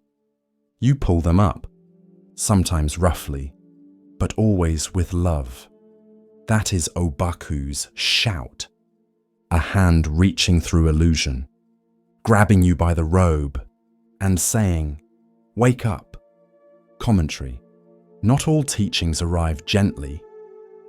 Some arrive like a storm, like cold water to the face, like a sound so loud it shakes the thoughts out of your spine. Because truth is not fragile. It doesn't need to be whispered. It just needs to be heard. And often the most compassionate thing a teacher can do is stop trying to explain and simply interrupt. Interrupt the story. Interrupt the me. Interrupt the years of polite ego dressed up as spirituality. Obaku knew this. He wasn't teaching Buddhism, he was teaching freedom. And sometimes freedom begins not with understanding, but with a single sharp, sacred shout. If you walk away from Zen with nothing but quotes, you've missed it. If you remember the stories but never felt the cut, you're still dreaming. But if something within you, some soft center you didn't know you had, felt this story not as words, but as thunder, then maybe, just maybe, you've begun to wake up. As the lantern of awareness glows a little brighter, we come to a tale about seeing with more than the eyes. Let the stillness guide you now, and listen carefully to the next story.